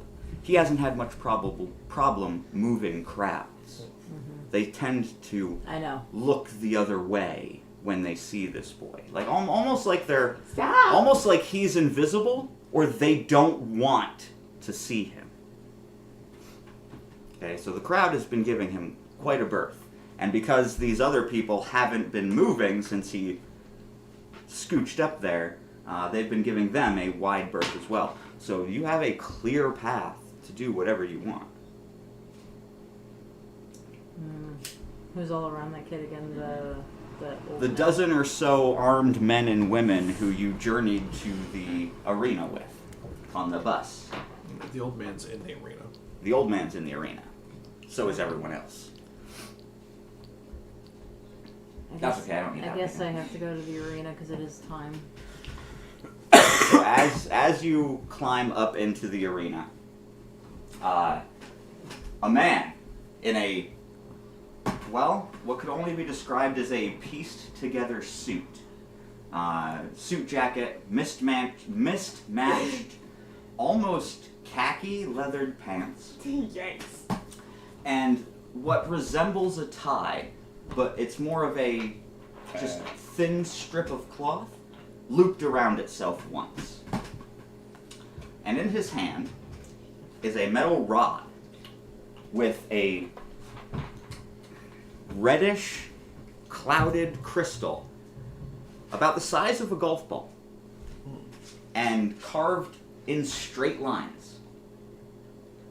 Do you want to put the cloth or the towel for her? Because she's been trying to lay on papers because of being cold out. Get her a piece of parchment paper. Yeah, we'll get her a piece of parchment paper. She likes to lay on that. She loves that. Sorry, we're accommodating the cat. Yep. Our She wants princess. she wants to listen to the story. She's I know with she us does. every stream. Here you go, baby. And Iroh is making love to my character sheet. Come here, sweetie. Where was I? Right. There she goes on her parchment paper already. As he speaks into this crystal, it shines every time he talks into it. And then you hear, right above you, his voice, just as he's normally speaking. It's not any louder or any softer. It's just right above each person's head. You hear his voice. Ladies and gentlemen, welcome to the semifinal round. In this round, it will be squads of 2 facing off against each other, with the winners going on to the free-for-all finale. First, we must decide our teams. Each member will come and pick a number. That number is paired on the board behind me, and he points over his head at an angle. And in the sky, the clouds form a solid wall, and then bits of earth push their way out of the clouds into a chart, a tournament tracking chart, with Oh. each number assigned to a column.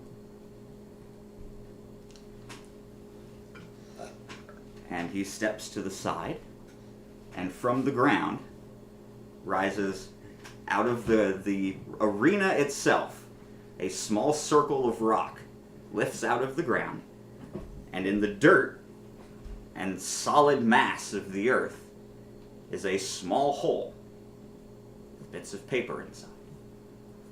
Oh, we're not even gonna get a shaky hat. Just put your hand in the earth and see what you get. Give me a worm. Would each contestant please come forward and pick a number and refer to the arena map above my head? And he steps off stage as each member walks up, takes a number, looks up in the sky, and steps off the arena. Roll me a d12. 11. 3. 6. Boss lady, Yes. as you step up, because unfortunately, the contestants have been going in a crescent moon, and you are next in line. Oh. So Oh, dear. as you start to step forward, a few miles away, at the entrance to the island, a massive explosion rips through the air. You can feel the shockwave as it passes over the arena. And then you see the cloud, the 2-mile-high fireball in the sky. And then the screaming starts. People running towards the arena. Panic. And the boy with the ashen hair and his entourage sit and stare at the old man in the arena. As the old man turns and stares out into the sea of humanity rushing forward in panic. And in the sky, in letters of bright, bright black fire, the words, "Free the Shelf." Free the shelf? Free the Shelf. What is a shelf? The Shelf is an area of the world most people are familiar with, but nobody talks about. It is far to the south of most of the civilizations. Way, way, way past the quiet sea. In a land where magic simply isn't. And even the magical lose the ability to be magical. What? Oh, Boy, there's the dog. she is really intent on getting your attention. Oh, yeah. Ben, pet me. I'm Ben petting her. Oh no, Not you good stop when she tells you to. That's how that goes. Oh, yeah. She's like a cat, I swear. The Shelf is an area of the world where magic is not. The Shelf is the place where they send all of the bad people. The murderers. Oh, Australia. The murderers. Wow. Wow. the corrupt. The unreformable. Think of it like Arkham Asylum in Batman, Yeah. right? It's where they send the deplorable folk. people who are born on the shelf are called nulls.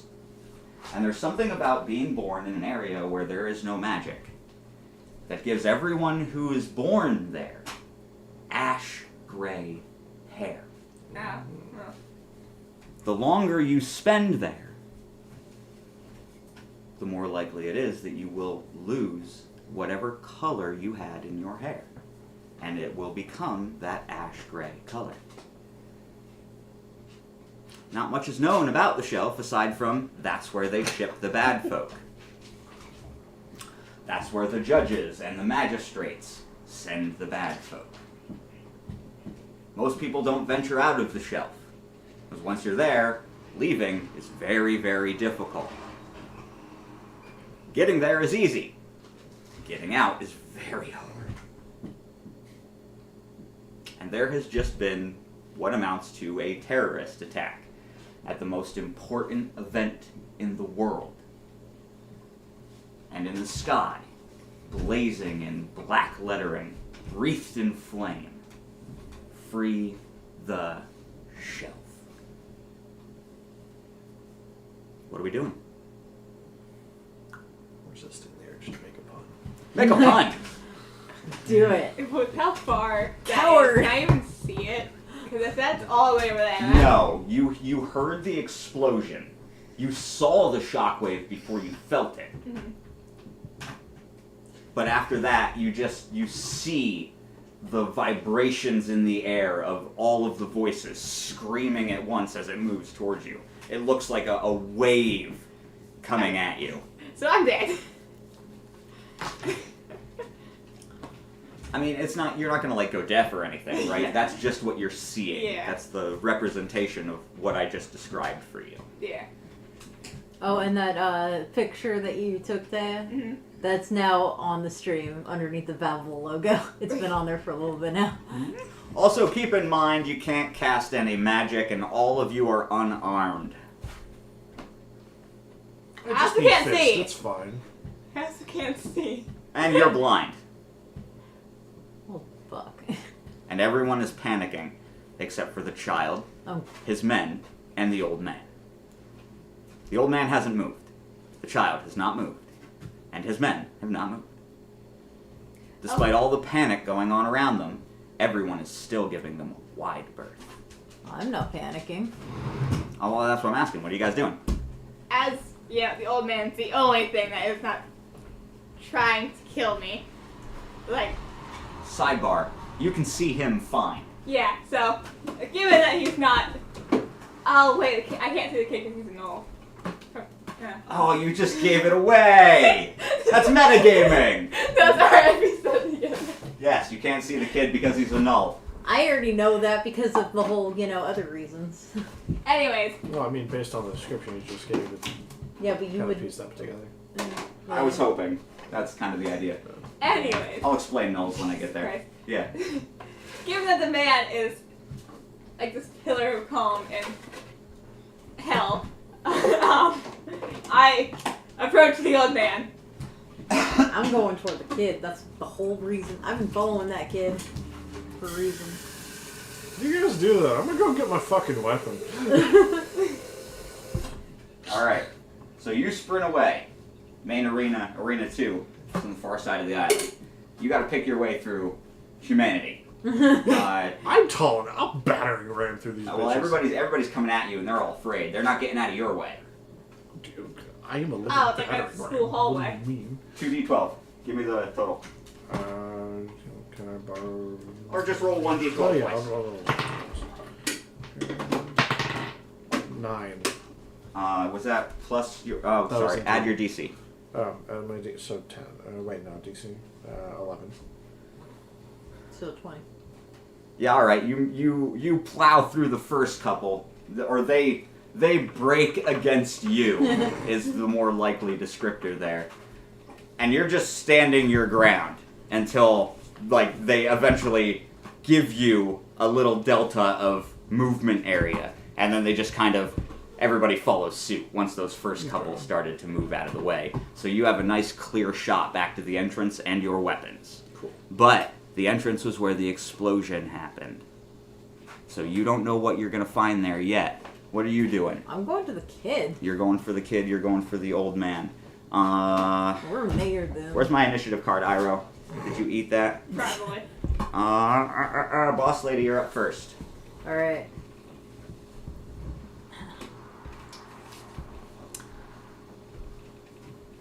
Kid's focused on the old man. He's smaller than me. He's sitting down on the ground. Smaller than me. So yeah, he's smaller than you. You're tall. Small fry. What's your name? You can't just go against fries. As you approach, okay, his entourage kind of spaces. They were shoulder to shoulder, standing with him as he sat on the ground in between them. Right? As you approach, the closer you get, the further apart they spread until you stop. And when you stop, they stop. So they have you completely encircled. That's fine. Okay? And all of them lift up their arms and roll their shoulders so their cloaks fall back. And strapped to each waist is a short sword, about 3 feet long, straight-edged like a Roman sword. And they reverse grip, pull them out, and then put their arms down. Oh my god, so good. And I as they roll their shoulders, the hoods come back, and every single one of these men and women have ash gray hair. And the kid stands up, and he's suddenly extremely cocky. He takes a relaxed stance, feet spread apart, knees kind of bent, kind of like Shaggy would stand, right? Like kind of hunched over. He tilts his head a little bit to the side and looks at you and he says, "What did you call me?" Small fry. "I'm gonna turn you into a big fry." And 2 of the men behind you step forward and brandish their weapons, and you're in combat. What are you doing? I approach the old man because he's the only thing that's chill. Old man is staring at this debacle. Okay. He's just The watching. debacle, I can't see it, yeah? Oh, you can hear all of that. Your hearing's good. Oh, okay. You're blind. You can Yeah. hear Actually, all your of hearing's that. probably better because you're blind. Well, yeah, but I'm also using the air to see, so I don't need that. And that's why experience. you can see that. Every time those men moved, you saw the movement, but not the men. They're all nulls. So there's this weird void over here that just keeps Yeah, shifting. it's just floating batons, you know? And she's in the middle of it. Because you can see the air moving around them, but it will not touch them. You can't see what they look like, you just know they're there. So you approach the old man, and he's just watching what this kid is doing. Sir, I can't see what's happening. I need help. Your friend is about to die. That's not new. Elaborate. The woman that you arrived with. She's surrounded by men. Okay. 2 of them have weapons drawn. And they're about to engage her, and she is unarmed. Your other friend, the big one, the man, he ran off towards the entrance. I don't know what he's going to find there, but I don't like his chances either. Listen, Chances are better than hers. Debatable. You're also stronger than me, so there's that. you go after the big one. I'll save your friend here. I have a way off of this island, but it's bad. Well, I'll take your word for that, and I'm gonna go struggle to find Big Man. He shouldn't be hard. You think? And he steps off the arena and starts walking towards the void that you see around your female companion. Meanwhile, back to you, sir. Oh boy. You are pushing your way through the crowd, approaching the entrance. The explosion sent bits of flaming earth everywhere. Most of the stands are on fire. There are chunks of burning earth embedded into the crystal sea, washing over bits of the island. And as you approach the entrance, the true extent of this explosion becomes apparent. As you start seeing... Oh, is the airship on? You start seeing bodies and wreckage and debris from the lift and the Airbus. Woo! Hi! You start coming across bits of furniture and clothing. Then you find someone still holding on, moaning. You can do nothing for them. They're covered in burns and missing limbs, skin. Some of them fused to the concrete of the arenas, blown there by the force of the explosion. Shadows painted on walls. And in the midst of all of this, there's a shape of a man, but it's wrong. It's not all there. The edges kind of blending in and out, making him appear fuzzy and then steaming and then not quite transparent, but not opaque. And then it's gone. And you're there in the crater. There's nothing. Nothing, no sign of the gigantic stone pillars of the entrance. No airlift platform. It's all just a crater. About 4 feet deep. See what she was doing? No, I did not see what she was doing. There's no sign of the gate guard who took your weapons and gave you your gummies. There's no sign of the storage room that stored any of anyone's equipment. It's just, it's gone. It's all gone. Jesus. And as you're standing there at the edge of the carnage, the smoke billowing out of the crater, the crackling of the fire, the moaning of the dead and dying, you hear footsteps. And it's the little one. Oh boy. Meanwhile, roll me initiative, please. I know it's just you, but I need to see where you are in the turn order because there's 2 of these guys. 18. Yeah, you're last. It's funny. When I'm playing Pathfinder, my rolls are low. When I'm playing your game, my rolls are high. I'm gonna tell you how to dodge now. This is the dodge tutorial. Oh god. I'm glad I planned for this. Oh Because god. I knew one of you would fuck up. I knew it would be Don't you look too! at me, Ben! This is how you dodge. You guys suck! You roll a d20. Yeah. Your dodge score is what you need to get under. So I have a +4 to my dodge. So you would need a 4, a 3, a 2, or a 1 in order to dodge an incoming attack. Oh god. There are 2 of these guys. If you cannot dodge, you will die. Okay. Luck counts into play, right? Yes, you need to survive 1 round. So how does luck work, like, for dodge The same specifically? way as it works for attacking. A 20 is a perfect dodge. You get double XP and a reprisal, Alright. which means whatever attack damage you roll, they just take, because you Okay. get the counter. What about the 19? Okay, it's just a reduction in damage in scale. Okay. So a 19 and an 18 would reduce your damage by 25%.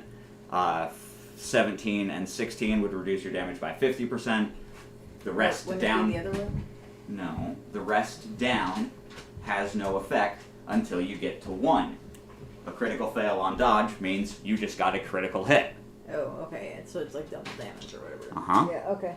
Alright. You need to survive 2 attacks. Roll me dodge on both. First attack. Yeah, no. I take that hit. Not on a d20. Did I say 2 d20? I did say 2 d20. One's did. luck. I did. Dodge is d20. Sorry. I My was bad. gonna say, I'm Nope, doing it right. you're I right. swear. You are. I'm so Alright. used to. I'm I so said used 2. to. You did Yeah, not. I failed both dodges. All right. Well, I planned for that too. Luckily. Let's see how much damage you're going to take for that first attack, because I'm not going to make you take a second. Iroh, you need to move your fuzzy white ass. Aw, the kitty. Move it, white boy. Sorry, I need my die. I'm hungry. Here, I died. Alright, me too. Yeah. We can't even get Subway. Subway. Yeah. Subway. Subway. I know, I had that treat stream, but it was for Twitch, not for this. I need to get that set up for YouTube so we can... Everyone buy Subway. 11 minus your physical defense, Oh, my physical defense? which was what, 3? So you Yeah. take 8. Okay. Alright. As the second attack comes in, you're bracing yourself for the inevitable, wow, I'm gonna die now. I'm not really worried, but okay. Could be. Well, she has a secret.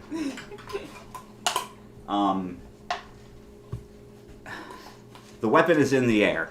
It is coming down towards you in a slashing overhead manner. Okay. And as you're bracing, or whatever it is you're doing, standing in front of you, one moment, there is empty air. And the next, there is an old man in a tattered, dirty brown robe, holding the knife between his thumb and index finger. And wrapped around each are bits of rock and stone. He's using magic. How is he using I haven't even tried yet. And he plucks, just takes the knife out of the assailant's hand and drops it. And before it clangs to the ground, both of the gnolls are just standing there at attention in front of the old man. And the kid is gone. I didn't see where he went. No, he left sometime between you engaging these guys and you taking notice of him again. Because you were fighting. Right? I know I didn't describe that. Use your imagination. I'm being pressed for time right now. Gotta move the story. Yeah. We're not where we wanted to be. Old man turns to you and one simple word. Go. What's your name? Oh, Go. his name is Go. Congratulations. I guess I'll leave. G-O-H or G-O? And as you sprint I'm towards the satisfying, entrance. but okay. Let's be dramatic. Alright, Yeah? fine. Right? Fine. Hi, puppy. There's terrible things happening. You're really gonna stroll? Fine. She's I gonna just- skip. No danger awareness. She's gonna skip. I am not doing that. As you sprint after your two recent acquaintances, you hear the clanging of metal and the thudding of bodies. Until you don't. And as you sprint your way across the island, most of the people have run as far from the tournament grounds as they can. There are several towns on the Isles of Brish. They should be fine. I can't imagine you guys are concerned about them right now, but for the audience, everybody who survived the initial explosion's fine. I don't just kill because There I is can. one thing I want to test, though, What? while I'm running. What? Am I able to cast? You are not. Okay. You. Because that was something I was curious about. You can't. It's not like it is on the shelf. You can still feel magic's presence, but when you reach to grab it, there's just something in your way, and you can't quite get through that to grab the magic to cast. It's always tantalizingly just out of reach. So it's kind of like a barrier. Like, Sort of. Two Reese's. It's an. Just put 2 and 5 together. It's a barrier. Yes. Okay. So no, you cannot cast. You reach for your magic, but there's just something you can't quite get past. All right. Eh. That's a You. for later. You just caught up with the big man. He's standing on the edge of the crater. You heard me describing. Yeah. What do you got? Can I see anything yet, or is this just wave sound? You can make out the crater, the fire, the whooshing air. Yeah, Corpses. you can see as far as the wind will let you. So you can see the huge updraft, and occasionally you'll get the wind brushing over the ground, and you'll see half of a body, a limb, I'm making a ruins. Is me talking about limbs and dismembered corpses making you hungry? Yes, feed my cannibalism. So why are we like that? Why are humans like that, though? You see, I don't know, because it made me hungry too. Yeah, I'm starving. Just need me a big juicy thigh. Jesus, get me a burger stack. Honestly, please. Just scoop up one of them off the pavement. Just Okay. well, it's already toasted. It's got a crunchy earthen texture. Incredible. Still, can you imagine how much fat would be? Oh. It gives it the flavor. Are we talking I about... hate fat. though. I know you do. Are we really talking about cannibalism right now? Apparently. Let's go. All right, you were saying. Just Okay, like yeah, cannibals. so. Let's see here. I'm at. What can I even do here? Be sarcastic. So you're at a loss for All words. spill sarcasm. You're just going to stand on the edge of the crater with Ben and stare into the abyss. Should we go down the crater? It's on fire still. Very hot. There was just a big explosion. Okay, yeah, but I thought. What's his resistance to fire? And What's my yeah, resistance to fire? it doesn't work quite like that. That doesn't tell me anymore. I know. All right, so for the sake of moving the story forward, we're gonna reunite you guys, and then I don't know, you guys. Yeah, I can't believe we're still alive. Whatever, right? Who did it? Oh my god. Yeah. Which one of you caused some explosion? Fill in role play scenario and character building here, right? The meat of the story. We're gonna skip it. The old man comes striding into view. None the worse for wear. Doesn't even look like he ruffled his cloak. And he walks to the edge of the crater and stares in. Looks over at the gathered. Three of you. He says, well, I guess you guys are the ones. The ones? Who's our fourth? Him. Well, since no one's been able to find a merfolk for a long ass time, yeah, I guess it's me. You're a merfolk. I wish. No, I was an earthbound a long time ago. Am I Just the only, leans over. am I the diversity hire? Yeah, 3 earthbound. And you. Yeah, you're the diversity hire. It's like a long time ago. What? Yeah, a long time ago. I don't associate with them anymore. I try to keep my distance from most people. But seeing as we're the only 4 left here, I guess it falls to us to make sure that it gets done. Yeah, Just it's a gonna little So I corpsey. take it you're earth and fire, though, base.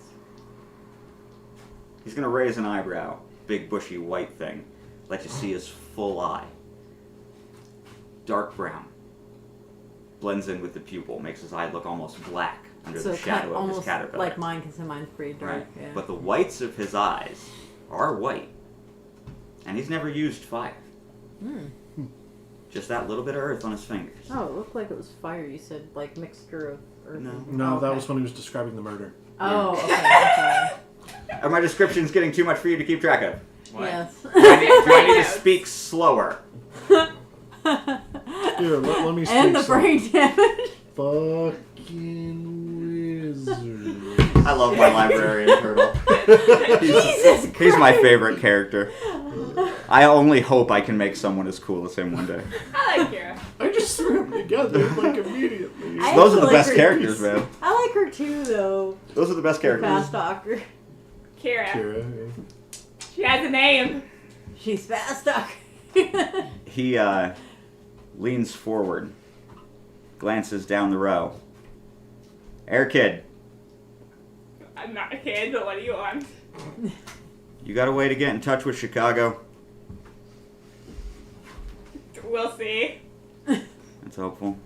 You're welcome. All right, well, hard way it is then. You guys- Everything's exploding around us. Do you think I have a phone? I don't know. You have an explorer All of tag. our stuff was taken. I didn't have a weapon. Your weapons were taken. There'd be no reason to take your comm. That's Do what you you said. have a comm? No. Okay, then we do it the hard way. So where are our weapons now? Gone. They got exploded, but I'll fix that problem. Oh, great. My poor staff. I have Staff too. I have a small cache of replacement weapons. Also, probably an airship, but I'm not gonna like it. Come on, follow me. And he turns around and walks away. Fight. Nothing else to do. I guess I'm gonna go. Yeah, sure. Let's. Well, you could That's just the sit here, okay. brood, and get, a little bit crispy. And so, our party is formed.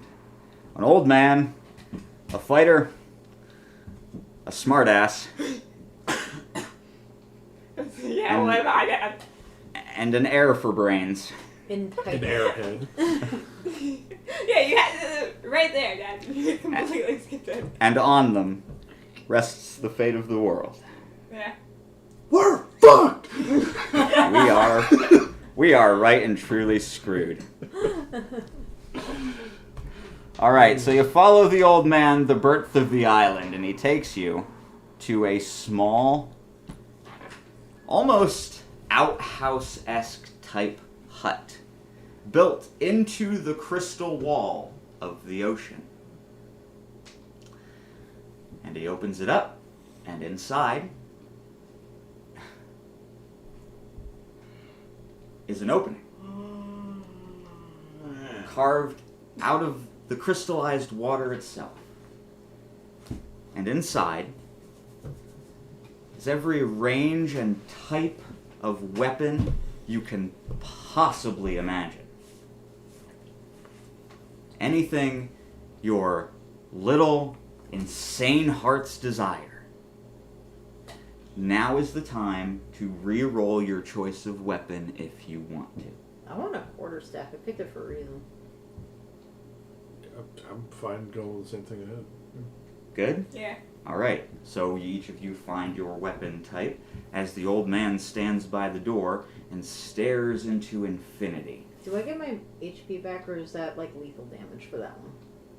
No, you haven't rested yet. You've been Alright, ghost. so that one is more lethal then. So Well, yeah, that was actual damage. You Alright. got stabbed. I was just making sure. Nearly repeatedly. Yeah, that was actual damage. Okay. Oh, right, coffee. Hang on. My voice is going to get a little louder because I'm stepping away from the mic. The old man has that 1,000-yard PTSD stare as you guys are gathering up your weapons. And as soon as you start to approach him with your choices, he snaps back. It's like, all right, everybody good? Are you good? I'm fine, yo. What about you? I've been ready. All right. Let's go get our pilot. And he turns and steps out of the... Well, we need a ship, right? Ships generally have pilots already. You don't have your ship. You can't be offended. You I can can be. easily be. You can be, right? But there's not really a point. It's not meant as a slight. Trust me, he doesn't want to do this any more than you do. He called me an airhead. He called you an air kid. Close enough. I called you an airhead, an air raider. I called you an airhead. What were we in? Dragon Ball? Yes, What you doing, buddy? that's how I tell my stories. He steps outside, and from under his cloak, he pulls a small tube.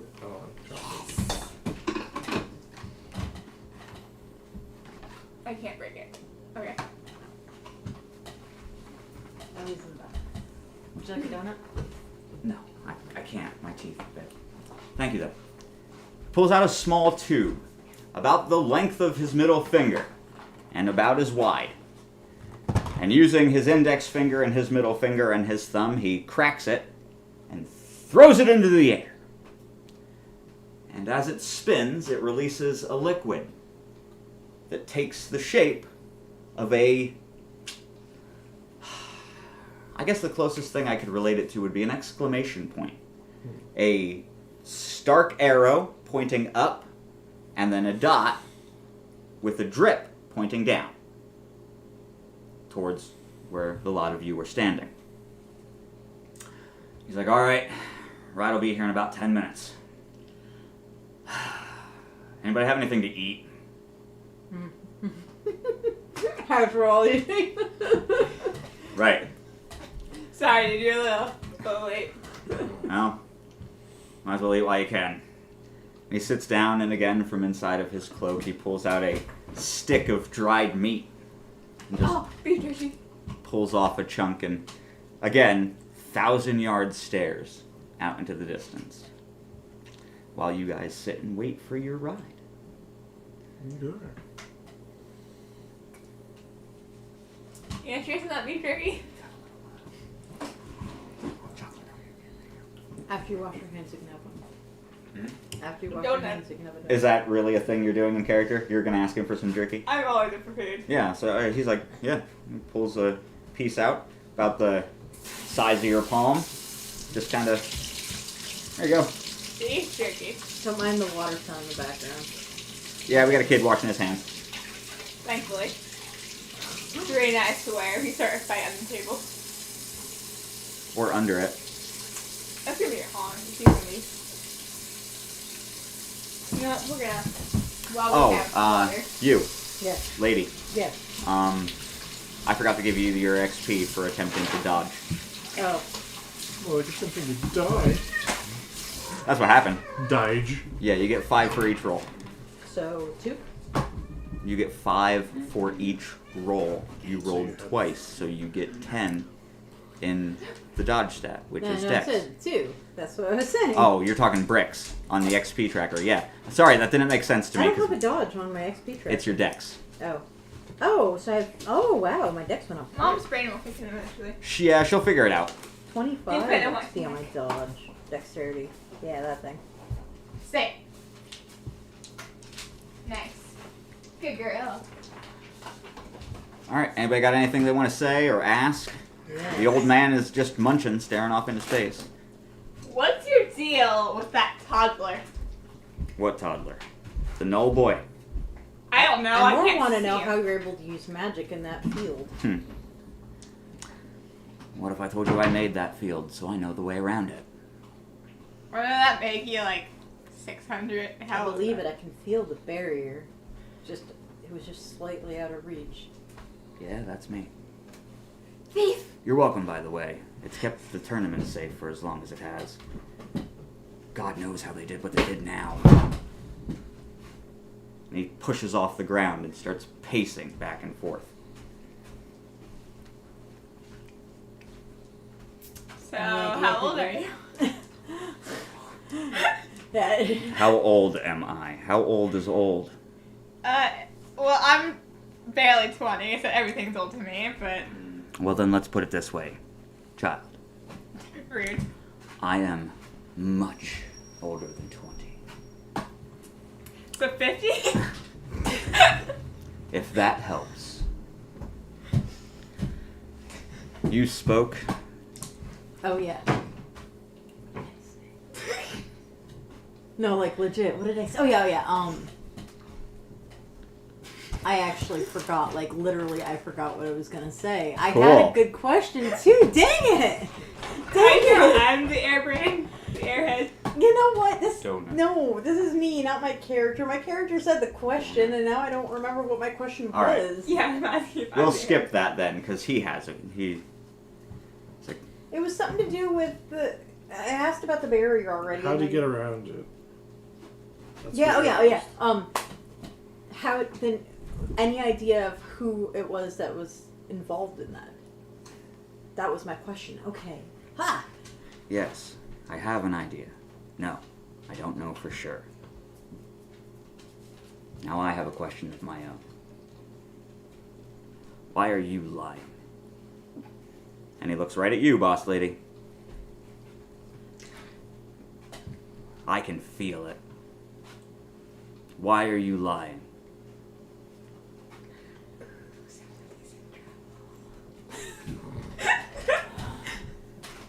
I'll accept whatever answer. That's not an answer. I'll accept whatever answer you give me, but not that one. Self-preservation. I want to know why later. And if it's trust you're after, I'm sure I'll more than earn it. Tell me how to get around that barrier, and I will tell you in private why. All you have to do is ask. What's wrong with that? There's someone out front. Oh, mailman. It's the mail Oh. guy. Good Oh. job. Thank you for saving us from the back mailman. Good job. That's my good girl.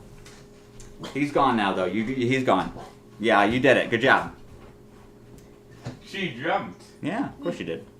All right. And on that note, I will step out and grab the mail while you guys keep talking for a minute. I'll be right back. Those are cute. Yeah, like you're good. It's okay, guys. Old man turns to you. So how long have you been away from the mountain? 5, 6 years. I suppose you're out looking for a poo. You'd be correct. Do you have any leads? Sadly, not yet. More of They're a all for me today. casual adventure, then. Yeah.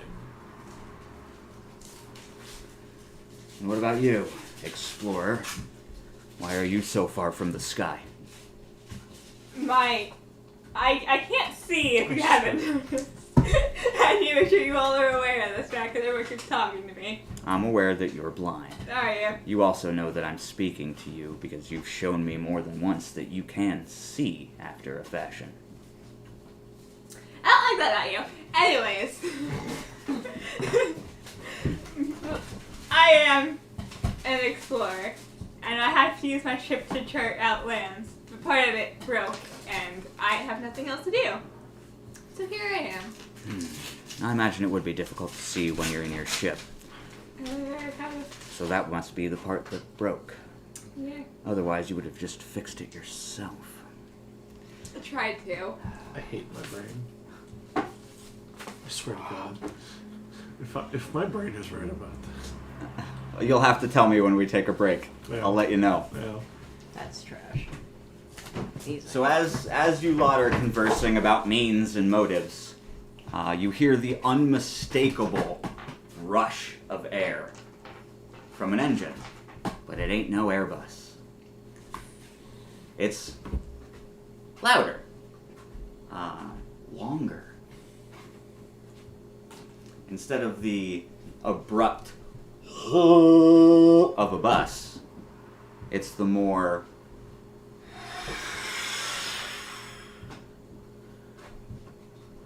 and you hear it twice. The second time, the old man looks up and he says, "Oh, there he is. Damn it." Oh no. Oh. Oh, she knocked over her tower. Again. At least it's not into the light box today. Poor girl. Come here, you. Here, we're gonna fix this for you. You know what? It's done. Where'd the box go? Oh, it's right here. Yeah, Mom. Oh. Sorry, I thought the cat knocked it over. No, I missed it. Okay. Dude. If the Airbus was a double-decker bus, the ship that begins to settle into its descent would be a mid-sized sedan. But this ship is not a regulation airship. This ship has been modified heavily by whoever flies it. It is far faster, far sleeker, and it is armed, which is a big, big no-no. Oh. The ship lands, and the old man sighs deeply. He is not looking forward to whatever is going to step out of this mid-sized airship. But as the door slowly opens from underneath the nose of the ship, a man steps out, and the old man walks up to greet him.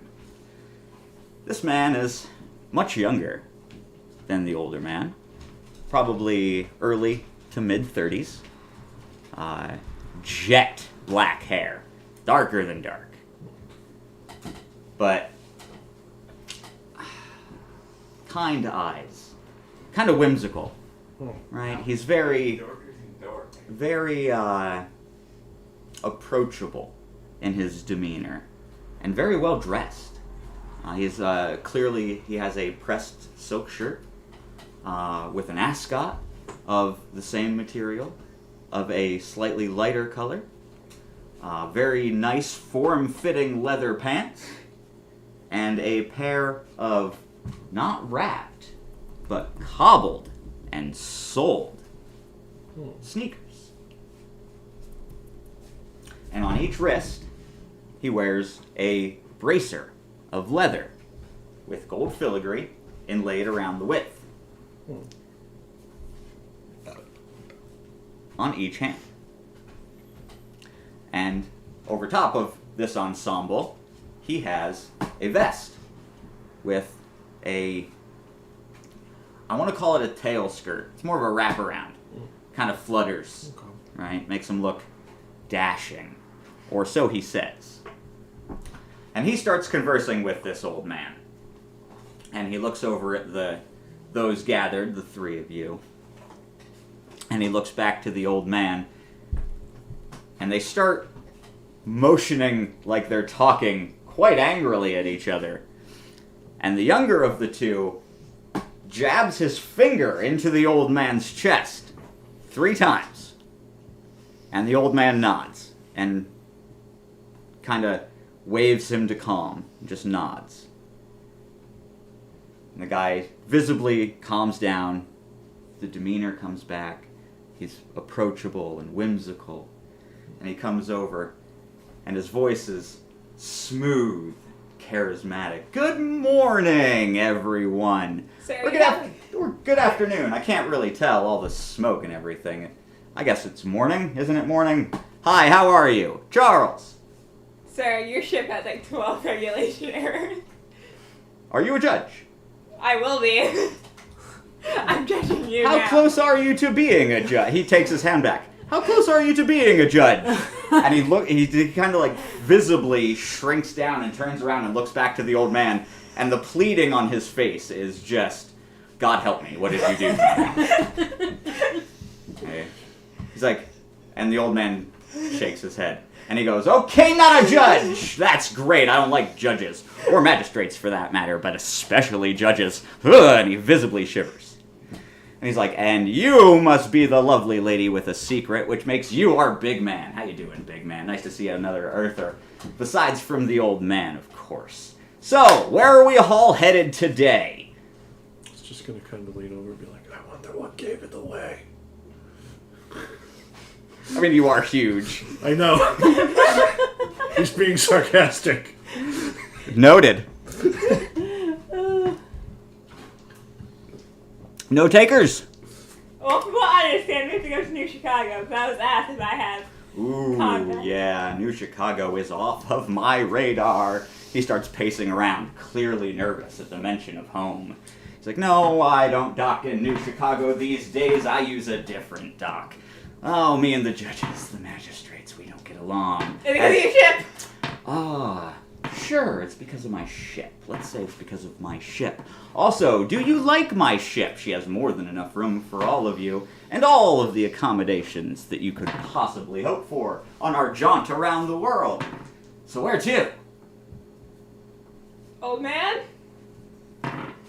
He comes over, he Comes walking up behind. Looks like I'm not the only one with a secret. Comes walking up behind Charles. And goes, "We have two choices. We can either go to Everest, or we can go to Idris Olem. Fire or earth? Where to? Heroes?"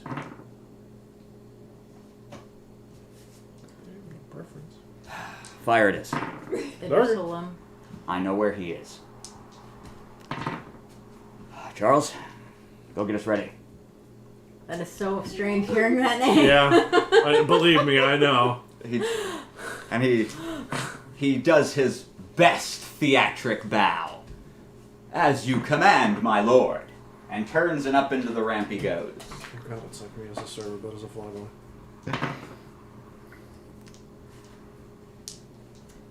He's a strange man. I don't like him, I do. but he owed me a favor. Now I owe him several. Come on, Oh, was that the 1, 2, 3? one for each of you. Oh, have fun. Now you let me worry about that, and you guys worry about what we're gonna do when we find the fire dragon. I trust me, I will. Favorite one, we don't kill him. No, we just gotta make sure he's staying asleep. Okay, in you get. We're out of here in 5. And he walks up the ramp. 3. Sorry, gotta work on my notes. All I can think of is of the angels when they're doing the countdown. For, what was her name? Not Rory. Well, what's her name? Why am I brain farting? Amy? Amy. Yes, when she was. Jeez, how did you... Okay, There's a lot going on, and there's been a lot of references. Okay. I have made none.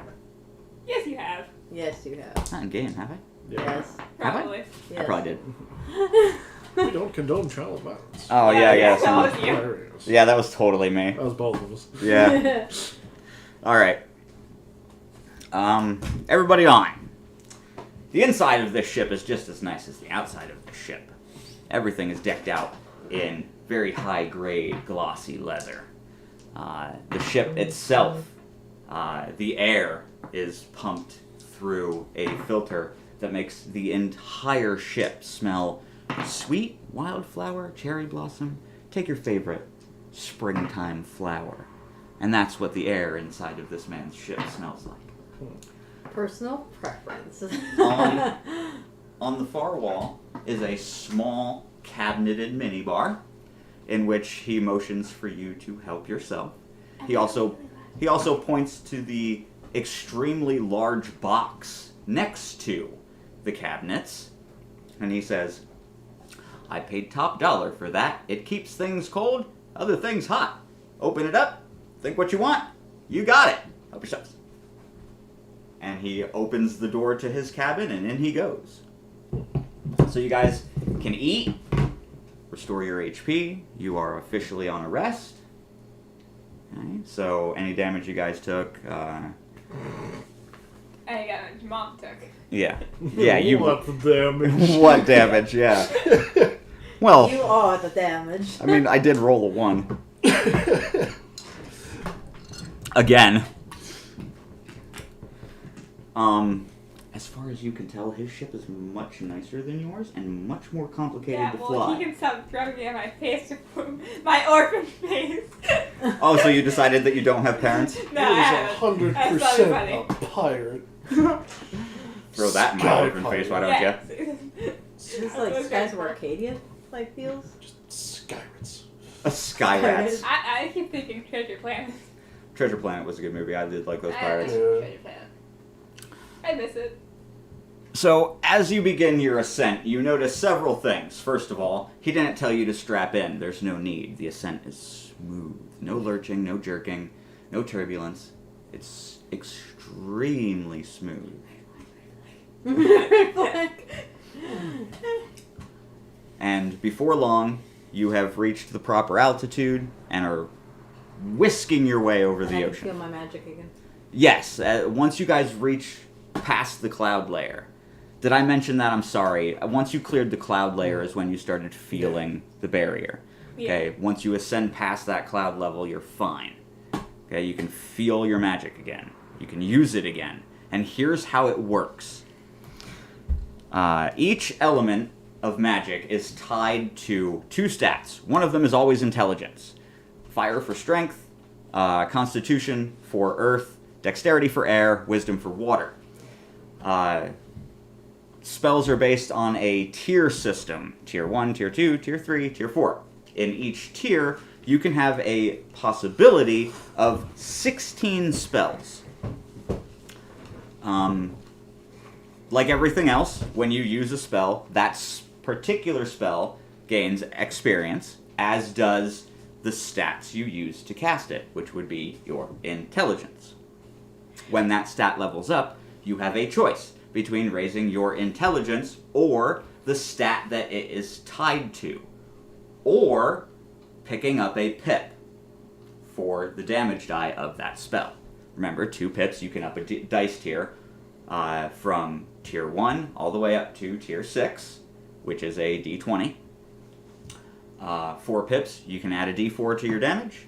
6 Tier 6, or 5 Tier 6, and you get a D100 in place of rolling 5 D20. Same for spells, as you upgrade through the tiers. The elemental system. It's an elemental chart, 4x4 grid. Elements pair up. Fire. Oh boy, where's my notes for that? Hang on. I have them. And for later future reference, we will have a guide to kind of go through this and some instructional videos, which we plan on recording soon, hopefully. Do you like me flipping pages? This is my ASMR. Or as Mom calls it, Asthma. Asthma. Asthma. 1, 2, 3, 4.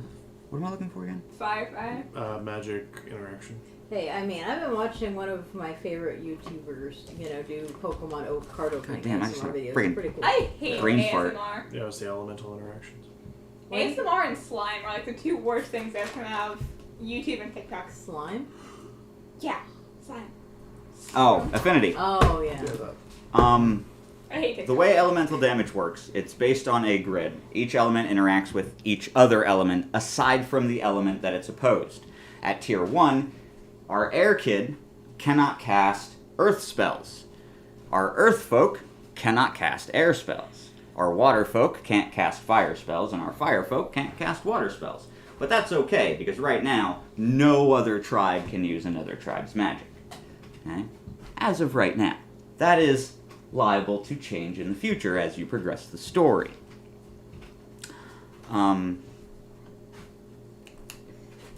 Affinity works on a dice tier -1.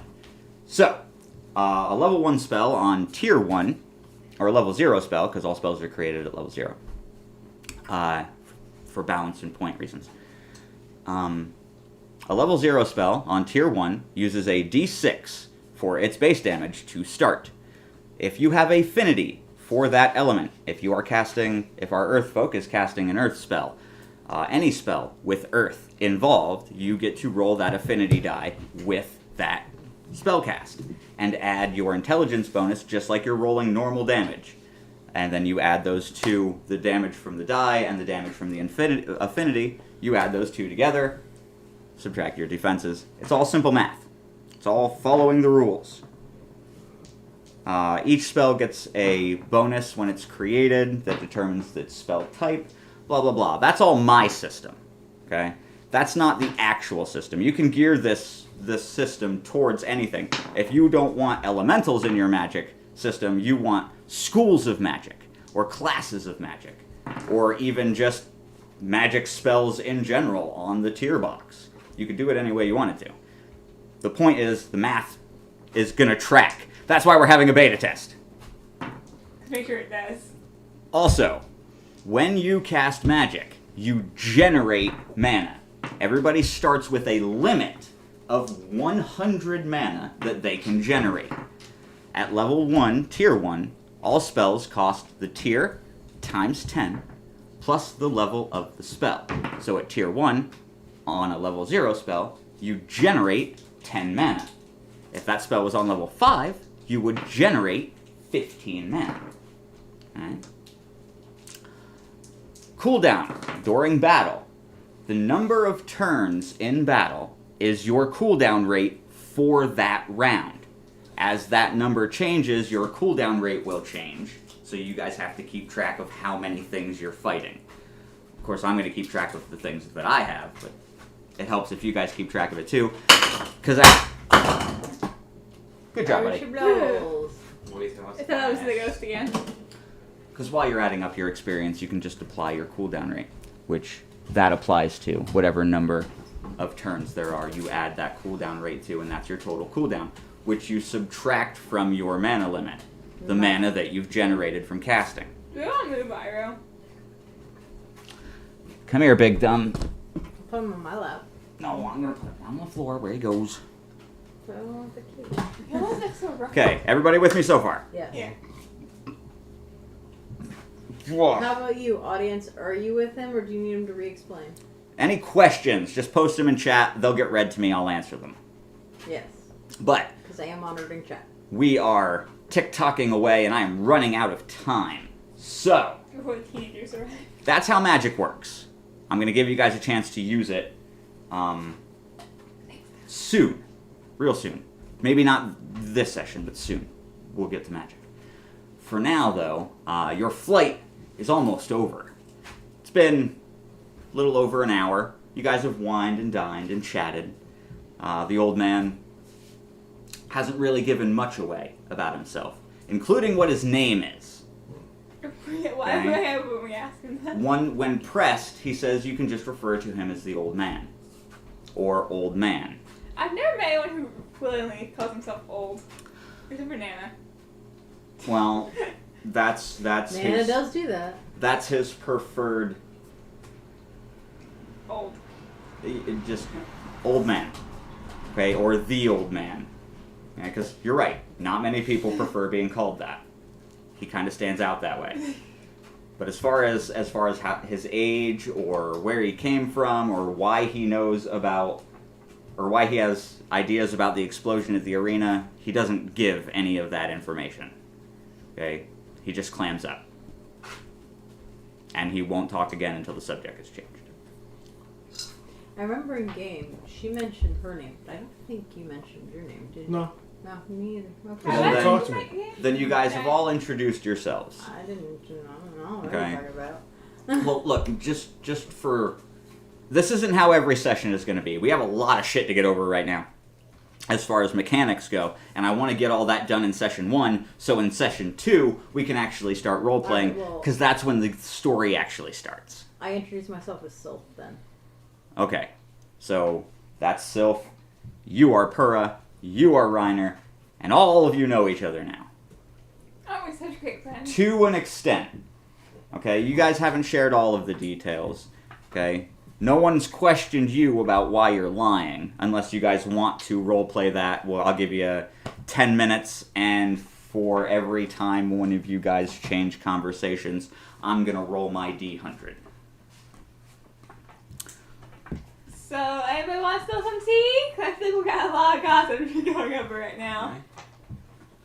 What's up? Oh, I faced it. Stop talking to the ghosts. What first thing you said? Alright. I've tried to ask that old man his name a couple of times already. Yeah, we're not here about the old man. The old man's out of this conversation. He's not even paying attention to you. He's looking through the magic box. I want to know what's in the magic box. Food. The food. Oh, ooh, food. He's just he's just got his head in the fridge, and you can hear him rummaging around. Let the old man eat and spill. Spill what? What does that mean? You're just gonna Be look. the most strangling if you don't start talking.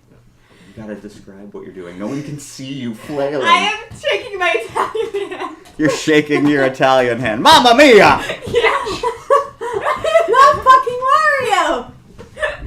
You're about to be. man shouts from inside the fridge. The fuck is a Mario?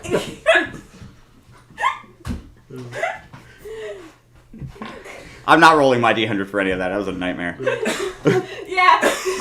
So he's gonna just Reiner's gonna go ahead, kind of stand there with his arms crossed, kind of taking into account the whole lie thing. He's like, who were you representing? Yeah. It's lies.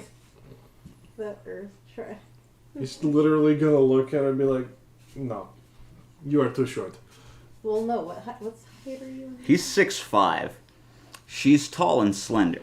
Yeah, I'm like 6 foot. Well, No, You're- you're like not 5'6" so- inches shorter than he is, but well, you're not built like an yeah, earther. you're not built like Yeah. him. You're not built like So an I mean, earthbound. he could pick up on that difference. Yeah. If anything, you look more like a member of the Fire Tribe, as far as your physical build goes, because you're, mid to above average height, and you're slender but not muscular. I should have gone with fire.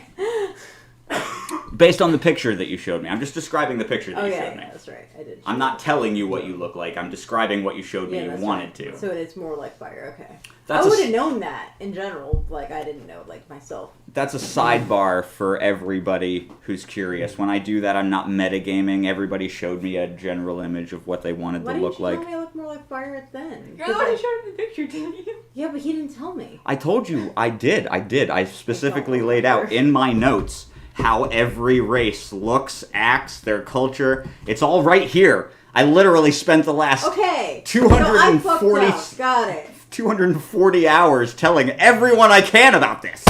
Literally everybody. Not me. Canary brain like Ted. I'm thinking ow. This is going great. Are you okay? No. But, You hit your funny bone, don't you? Yikes. Oh my god, Chad. All right. Cracked it on the table. We're going to take a quick 5. This will be our last break for the session. But before we go, I would like to remind everybody that in the chat, in all seriousness now, in the chat, there will be a link to a GoFundMe page for one of our team members. They just got diagnosed with a variant of fatty liver disease. Everything that you need to know about that can be found on the GoFundMe page. We live in America, so any bit helps. We're raising funds for the medical cost to help get through this. Anything you can do, if you have it to spare, would go a long way and would be greatly appreciated by everybody sitting around this table right now. So if you have it, please, anything will help. And on that note, we'll be back.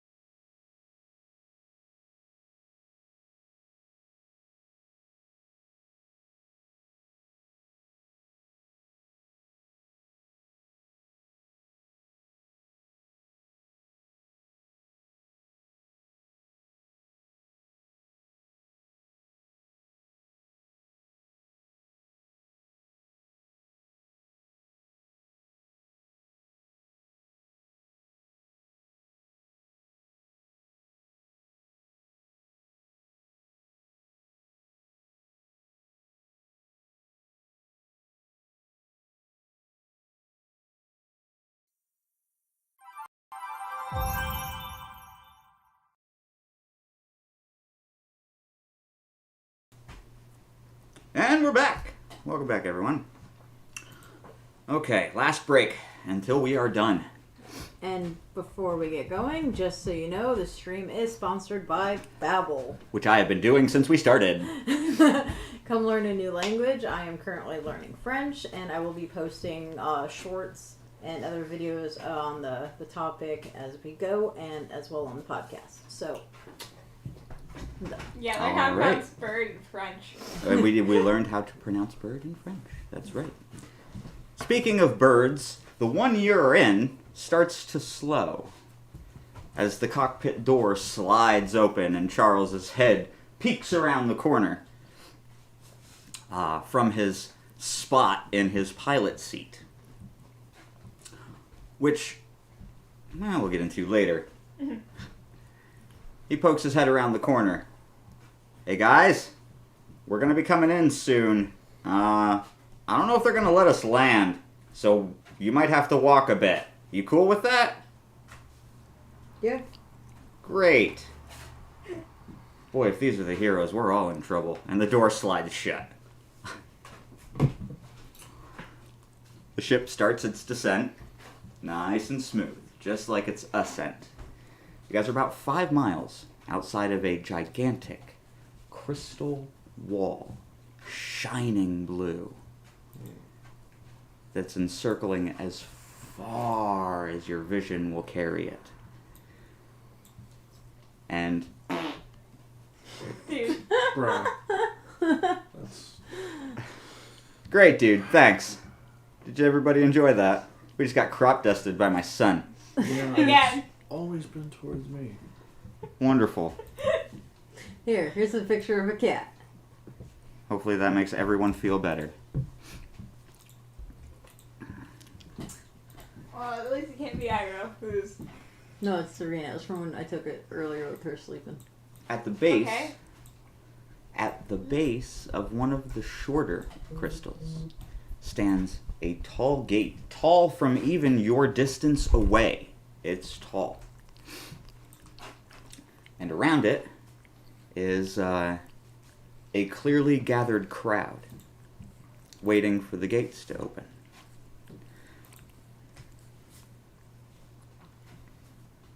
You're disembarked, you're out of the ship. You guys are standing in a great big field full of grass. Small path leads to a wider path, which leads to the gate. Looks so cute on the picture. I'm sorry. You haven't paid attention to a thing I said. I don't think she has, no. I have been DMing to a nobody sitting in that chair. I'm listening. What did What I do you just say? say? The gates. The gates. Okay, that's fair enough. I set the bar too low on that You one. kinda did. All right. So the old man comes out of the plane, followed by Charles. Charles takes a couple steps forward, past where you guys are gathered, spreads his arms wide, lifting them to the sky. Ah, the great shining walls of the Rainbow City. Welcome to Idrisolem, City of Fire. The Rainbow City, they call it. You'll see why once we're inside. Are you coming with us? Am I not? I don't And know. the old man turns and looks. And Charles just kind of shrugs. And the old man shakes his head and he goes, I am not. Gonna raise his hand. Yes? Would this be a bad time to mention that I beat the shit out of one of theirs at the tournament? Oh, it's at the tournament. It's fine. Everybody beats the shit out of everybody at the tournament. That That's dude why might it's be a dead tournament. anyways. I more so meant when we're inside the city. I don't think it'll matter. You'll be Okay. fine. Good. As a matter of fact, the man will probably shake your hand. I hear fire tribesmen are some of the most honest, trustworthy folk you can meet. As they say, if you make a friend with fire, even in the deepest dark, you don't go alone. My friends, it's been a true pleasure. Next time you need me, call someone else. That's fair. And onto his ship he goes, and away he flies. I still have his food. He gave it to you. You can't steal something that's given to you. He told Damn, you. I take it out of the ship. He told you to help yourself. You did. Stole You followed the rules. I would have loved to steal his fridge. That would have created a hole in his ship, though, and that would have been a problem. Can you count as a fridge, but also counts as a microwave? It can be a microwave. Yeah, but if it counts as both, does it count as specifically a fridge? I mean, that's what it was when you guys opened it, because that's what you wanted. If you wanted to microwave something, you would have said, "I'm going to put it in the microwave." I told you it kept things hot and got things, or kept things cold, got things hot. Yeah. Roleplay, man. Listen to what I say. Everything's important. Yeah, I know, I've been listening. I'm asking you to count as Yes. a fridge specifically, then. Well, when you open it and it's a fridge, yes. If you open it and it's a microwave, no. Because then it's a microwave.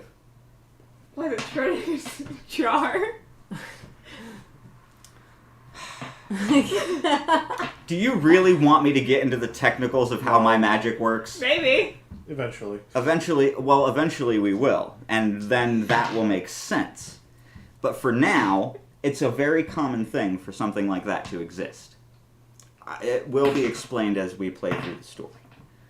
But most of the things that I'll describe, guys, it's commonplace. Yeah. Okay? It's everyday things that people have been using for as long as you guys can remember, as long as there have been stories told. These are things that have been normal for you guys. Okay? From a role-playing perspective.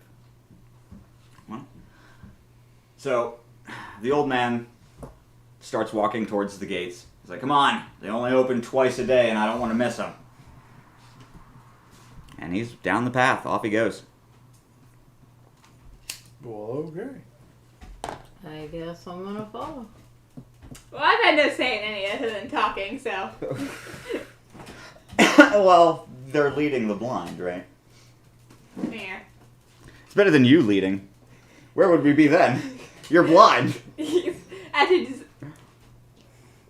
Have they figured it out yet, or is it only with the old man? Just the old man.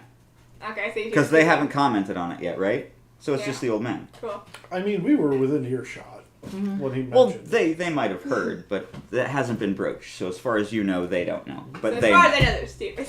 Okay, yes, fine. Just don't care. Or they noticed and saw that you could see well enough, and it's like, well, it's not a Or in hindrance. truth, they noticed and that they're not saying anything because they have their own fucking secrets that want to keep. Right. Yes. That So could be stupid it, and too. untrustworthy. I am a man full of secrets. Well, you may very well be. No. No. He has no secrets. Well, he might not know about the secrets that he has. He might not care that there's a secret, but he doesn't know if there is. So the And bloodiest even- man imaginable and a snake. Well, it might not even be a secret. It might just be knowledge Say it, he's not Mom. aware of. I do associate with Loki. Remember, it's all just a story. The storyteller. Dude, I want to watch that now. I love So- storyteller. As you approach the gate, you notice farming carts pulled by not donkeys, I'm not sorry. horses. A mix. What is that called? A mule? A mule? A mule. A mix between a donkey and a horse is a mule. Adores. No horses. Doors? They use mules. They're more rugged, Hunky. survivable, right? They pull better than a horse. They last longer than horses do. Granted, Everything lasts longer than a horse does. granted, they're a lot slower, but when you're pulling produce and farming goods, it doesn't really matter. Because for about 35 miles in the opposite direction, away from the gate, is all rolling, lush farmland that stops at a thick, dark tree line. Thick with 2 C's.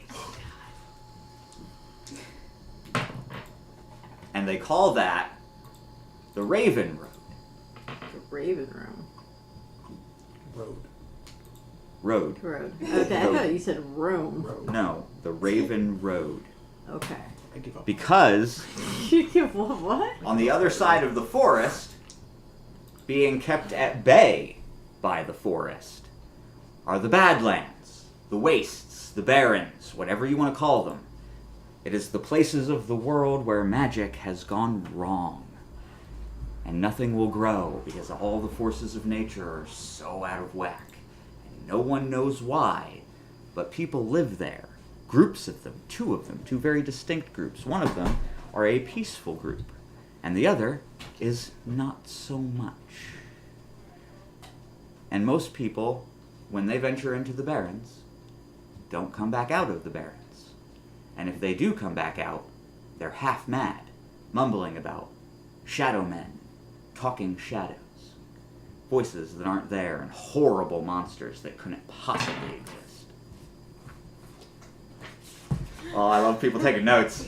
I love to see that. It's not really so much notes as I'm writing down theories. Good. We'll talk about those. I'd like to recommend us doing a talk back thing after the session, like recording a podcast thing. Sure, we can do that. All right. Yeah. Yeah, I know. We're almost done. We're going to get inside the city. I think it's gonna come soon. I know. We're going to get inside the city. It's going to be fine. Where was I? Right. Shadow people. Right. We're past that. As you guys are walking the miles to the gate, the old man is explaining this to you. Okay, he's filling you in on the culture of the world, as almost as if he's been here before. And as you approach the gate, it's apparent he has been here before. The gate guard kind of steps out of queue and waves his hand.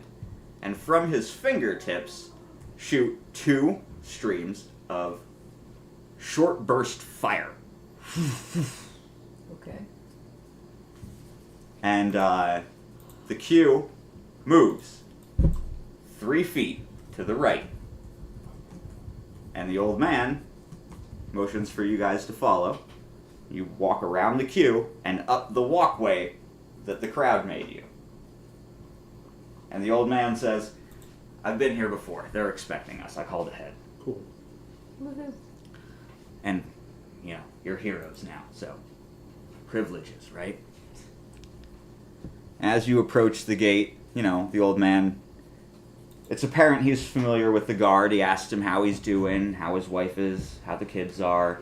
They're quite formal, but familiar, right? Old acquaintances catching up. And the guard says, are these them? And motions to you guys. And the old man nods. He says, yeah, these are the ones. And the guard comes over and he's very humble. He's like, greetings, heroes. Welcome to our fine city. And he politely bows at the waist.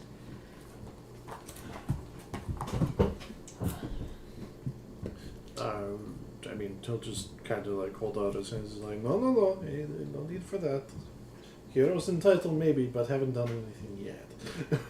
Well, that may be true, but tradition demands honor, and we honor you. Welcome to our city.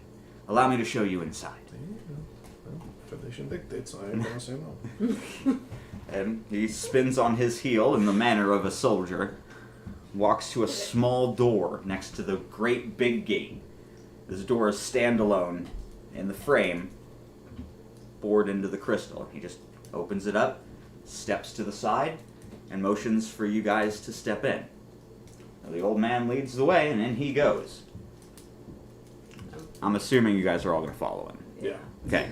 What's your issue? All right. So Both of you assume not. think of this as like cutscene time, right? And as soon as I'm done, we'll start wrapping up because I know I'm running out of time. And it's not time because I'm making them stop. It's because other personal stuff. Yeah. We have lives outside of this, so we allot this time for this thing, and I'm running out of Till it. midnight. Huh? I said, should I play this till midnight? I go all day.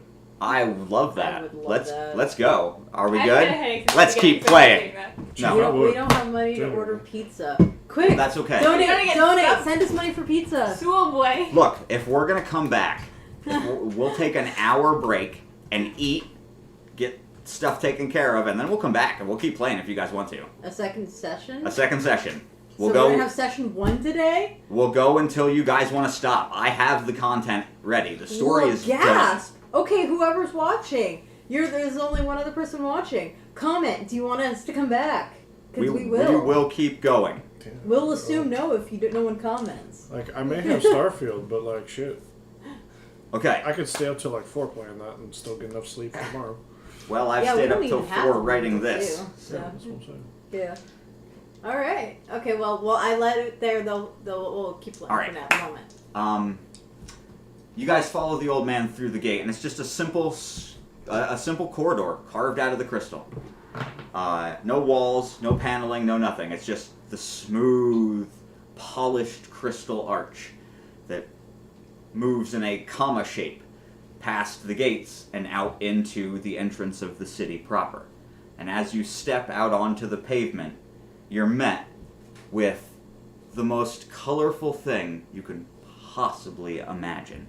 The sun is high in the sky, and the architects of the fire tribes are so well versed in crystal masonry. They have engineered this city to always be catching sunlight, casting rainbows at different places in the city at different times of day to keep track of the time.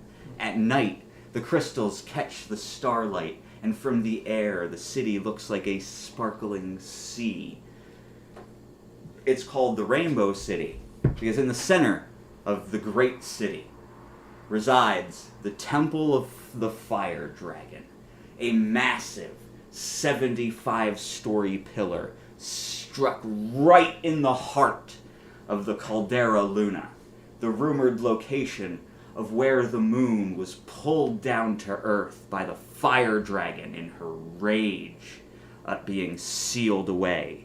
She attempted to pull the moon out of the sky, and the city where the crater where the city resides is where the moon impacted the earth for a moment before the hero of fire raised it back into the sky. The waters in the pool of the caldera. Sorry, I'm not done with the city yet. The waters in the pool of the caldera. Reason number 2, it's called the Rainbow City. Oil on water. It's oil on water.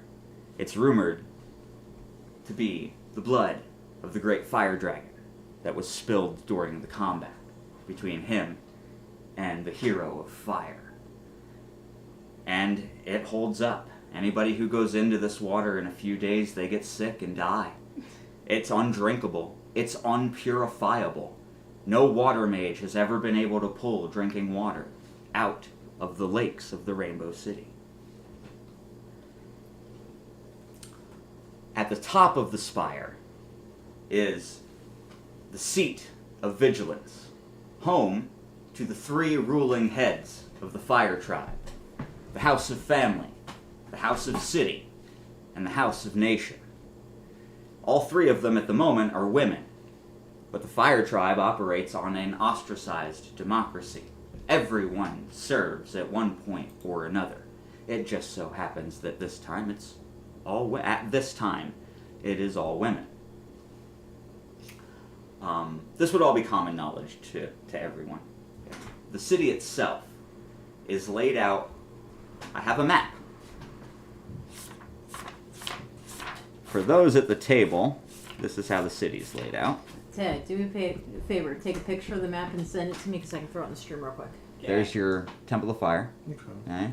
This is the city you guys just came. This is the part of the city you guys just came into.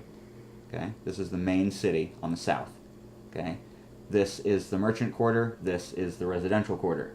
Okay. So it's divided into 3 with bridges extending out from the fire temple to each different part of the city at the edge of the caldera. You're gonna show me? And the whole thing is surrounded by that shining blue crystal wall, 50, 75 feet high, encircling the entire caldera, polished down and sanded properly to be smooth. But the crystal heights are all varying, between 50 and 75 feet. Oh, and for the background image, that is actually a artist rendering that we commissioned for the Fire Dragon. Oh, you put that up? Yeah, that's been up this whole time. Oh, cool. The entire stream, actually. Oh. Cool. Come look Awesome. at it. Like you. I saw it. I mean, I did see the... And it's awesome, you're right. It's very, very good. Big fan. And I'm getting this map up right now. Yeah, the map will be put up right now. In just a second. As you step into the city proper, and you're met with the bustle and the noise of the main city, it's the merchant quarter. This is where all the tradesmen and the farmers come. The civilization right now has no money. Everything is a barter and a trade system, either for goods, services, mercenary work, work around the house, whatever. Whatever a person needs, you can find at a market. And then you can trade those needs for services. If you need a craftsman, you can go to the craftsman and offer, well, I have this, and I need this done. Okay? It's all a barter system. There's no money. And you can find almost anything you need at the market. The guard who showed you in follows with you guys. And he's talking to the old man. You guys can hear him. He's stating that, the council is expecting you guys. They have a guide at the edge of the city on the city side of the Great Bridge. There's a guide waiting for the four of you. And he will show you into the seat of vigilance. The council will address the heroes, formally recognize them as the heroes for this generation. There's going to be a big ceremony, and then you're going to be shown into the Temple of Fire, in which you will ascertain whether or not the fire dragon is, in fact, still asleep. How exactly this happens, you're not allowed. No one ever says. The former heroes have never said how the process is done. All the public is aware of is that heroes go into a location, they come out of said location several hours or several days later, and affirm everyone, yes, in fact, the dragon is still sleeping. Okay? It's never talked about what happens inside. That is for the heroes. And the public respects that. Okay, so you'll never be questioned about what you see in there. Okay? The old man's, of course, yeah, sure, whatever. When do we eat? That stuff. When's the feast? Because old man's hungry again. I mean, you guys just ate on the ship, and he's commenting that, he's hungry again. The city itself, the walls are all stripes of color. I have a theory. Mismatching, burning colors. Just the brightest, most mismatched patterns you can imagine. The whole city is just that way. Each individual stone in the walk looks like it had been melted into the rock beneath, and then the dome of the rock had been painted in every color that you could possibly create. The whole city is just a gigantic artwork canvas of mishmashed colors and vibrant folk. Because the people of the Fire Tribe are exactly as Charles described them. They are extremely polite, extremely hospitable, honest to the point of sometimes it might hurt when they are. Because if you touch fire, it's gonna burn. So sometimes their honesty is a little much, and they can hurt folks' feelings. But they're also extremely loyal. And you can do whatever you want to a fireman. Do not touch a fireman's friends. Because they are known to go into flaming rages in which they will not stop until the other thing that they are angry at is no longer among the alive. There once was a rumor of a fireman who chased the murderer of his best friend over 500 miles into the Badlands and came back with his head. You do not cross a fireman's friends. They are very loyal. They will do whatever they can to make, if they harm you with their honesty, they will do whatever they can to make that right. Once you've made a friend with a fireman, you have a friend forever. They will never leave you. They're the most loyal people you can imagine. And you can see it in the way they interact with each other. It's all friendly. Everybody knows everybody by name, but you hear specific things before a name when addressing a man. You hear the honorific of va. When addressing a woman, you hear the honorific of v. When addressing a child, either a boy or a girl, it's val for boys and ver for girls. And you hear the elders. Of course, way is being made for anybody who has any bit of salt and pepper in their beard. Don't walk around with that in your mouth. Once your age starts to present itself, you are given the honorific of Sir, S-E-R. But you keep your title and lose your name as an elder. So an elder man would be a Sir Va, and an elder woman would be a Sir V. Okay? Yeah, I know, I'm running out of time, but I gotta get through this. These are all the things you're picking up on as you're moving through the city. Okay, because their culture is extremely important to this next bit. Okay? And as you reach the middle of the city, it takes about 20 minutes to go from your gate to the edge of the Great Bridge. And once you reach the edge of the Great Bridge, it earned its name. The railing is about 10 feet, clear crystal glass, so you can see the Rainbow Lakes.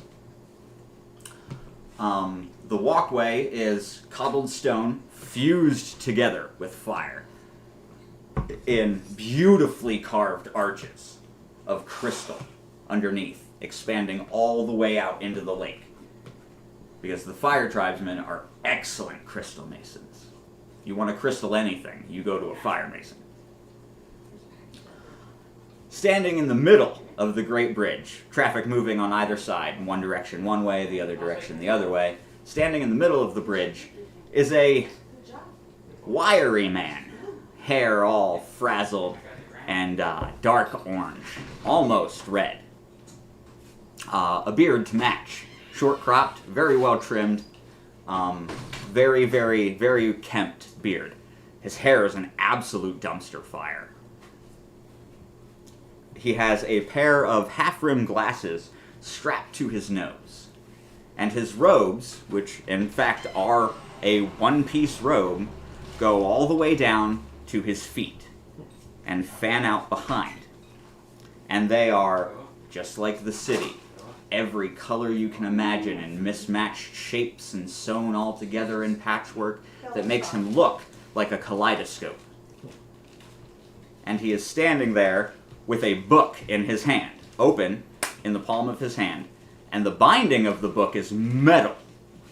And you can see hand marks burnt into the binding in certain places. And he's got this book open, and he's just kind of reading the book. Every once in a while looking up, scanning the crowd, back down to the book. And then he catches the soldier and the old man. And the book goes down, and he slams it closed, and takes a step forward, and sticks out his hand and waves. And that's where we're going to stop. We're going to introduce him next time, when we come back, if we come back. We should. So, we'll see everybody either next week's session is Pathfinder again, and then the week after that we will be playing on Tuesday instead of Wednesday, and it will be Awakening. Again, if you guys have any questions about the system or anything I've explained about the world so far, join the Discord, reach out to me on Discord. Link is just posted. I'll answer any questions that you have about anything I've talked about so far. I will not give spoilers. If you want to know how the story goes and what's going on in the world and how things are going to unfold, you gotta watch the streams, baby. And also the podcast, because this might not be an after every session thing, but we will probably have a talk down where we are gonna do talk some about theory things. crafting. Yep. And then those will be up on the YouTube after they're up on Anchor for a day, but they'll be on YouTube tomorrow. All right. The GoFundMe GoFundMe link is in the in the chat again. Again, it's for a team member who is facing some medical issues related to fatty liver disease. We live in America, so healthcare is a joke. Any amount would be appreciated. It's going to go towards helping with medical expenses, so we can get through this and come out the other side. Anything helps. If you have it and you can spare it, it would go a long way and would be very much appreciated by everyone around this table. So, And then the other link is also posted. That is our general donation link. Donations are to the streamers that streamed currently. So if you donate during a stream, any streamer that was in that stream, we are allocating it to all of them. And any donations go to every voice you hear when you donate. Yeah, That's the bottom line. If you donate outside of stream, then it's just going to the channel in general to help, like get figurines and things like that, and things to make the streams better in general. Laying on a D20. Oh, that kitty's so He's laying on a funny. D20. And if you want to see cute little cat videos, No luck for go you. check out Fox's Instagram. all of the animals have been posted there quite a bit recently. And with that, lads and ladies, thank you for joining me for the prologue of The Awakening. It has been my absolute pleasure to bring you into the world of my life's work. And the It last is a testament and a love letter to everything that I have ever enjoyed or learned in my life, and I really hope that you decide to come along and explore this with me. and explain about the sponsorships because I just posted the Babel link. Gang. Oh, yeah, go click the Babel link, right? Learn a language. Language is important. How else are you going to tell stories? Yes, and the link will give you 60% off your subscription to Babel. Anybody that gets a new account with this subscription, this is for US only. It helps again support the streamers, and there is options for a free version. And we will be back hopefully later today at no indeterminate time. But subscribe to the YouTube, and you can click on it because the thumbnail will be up shortly. Bye.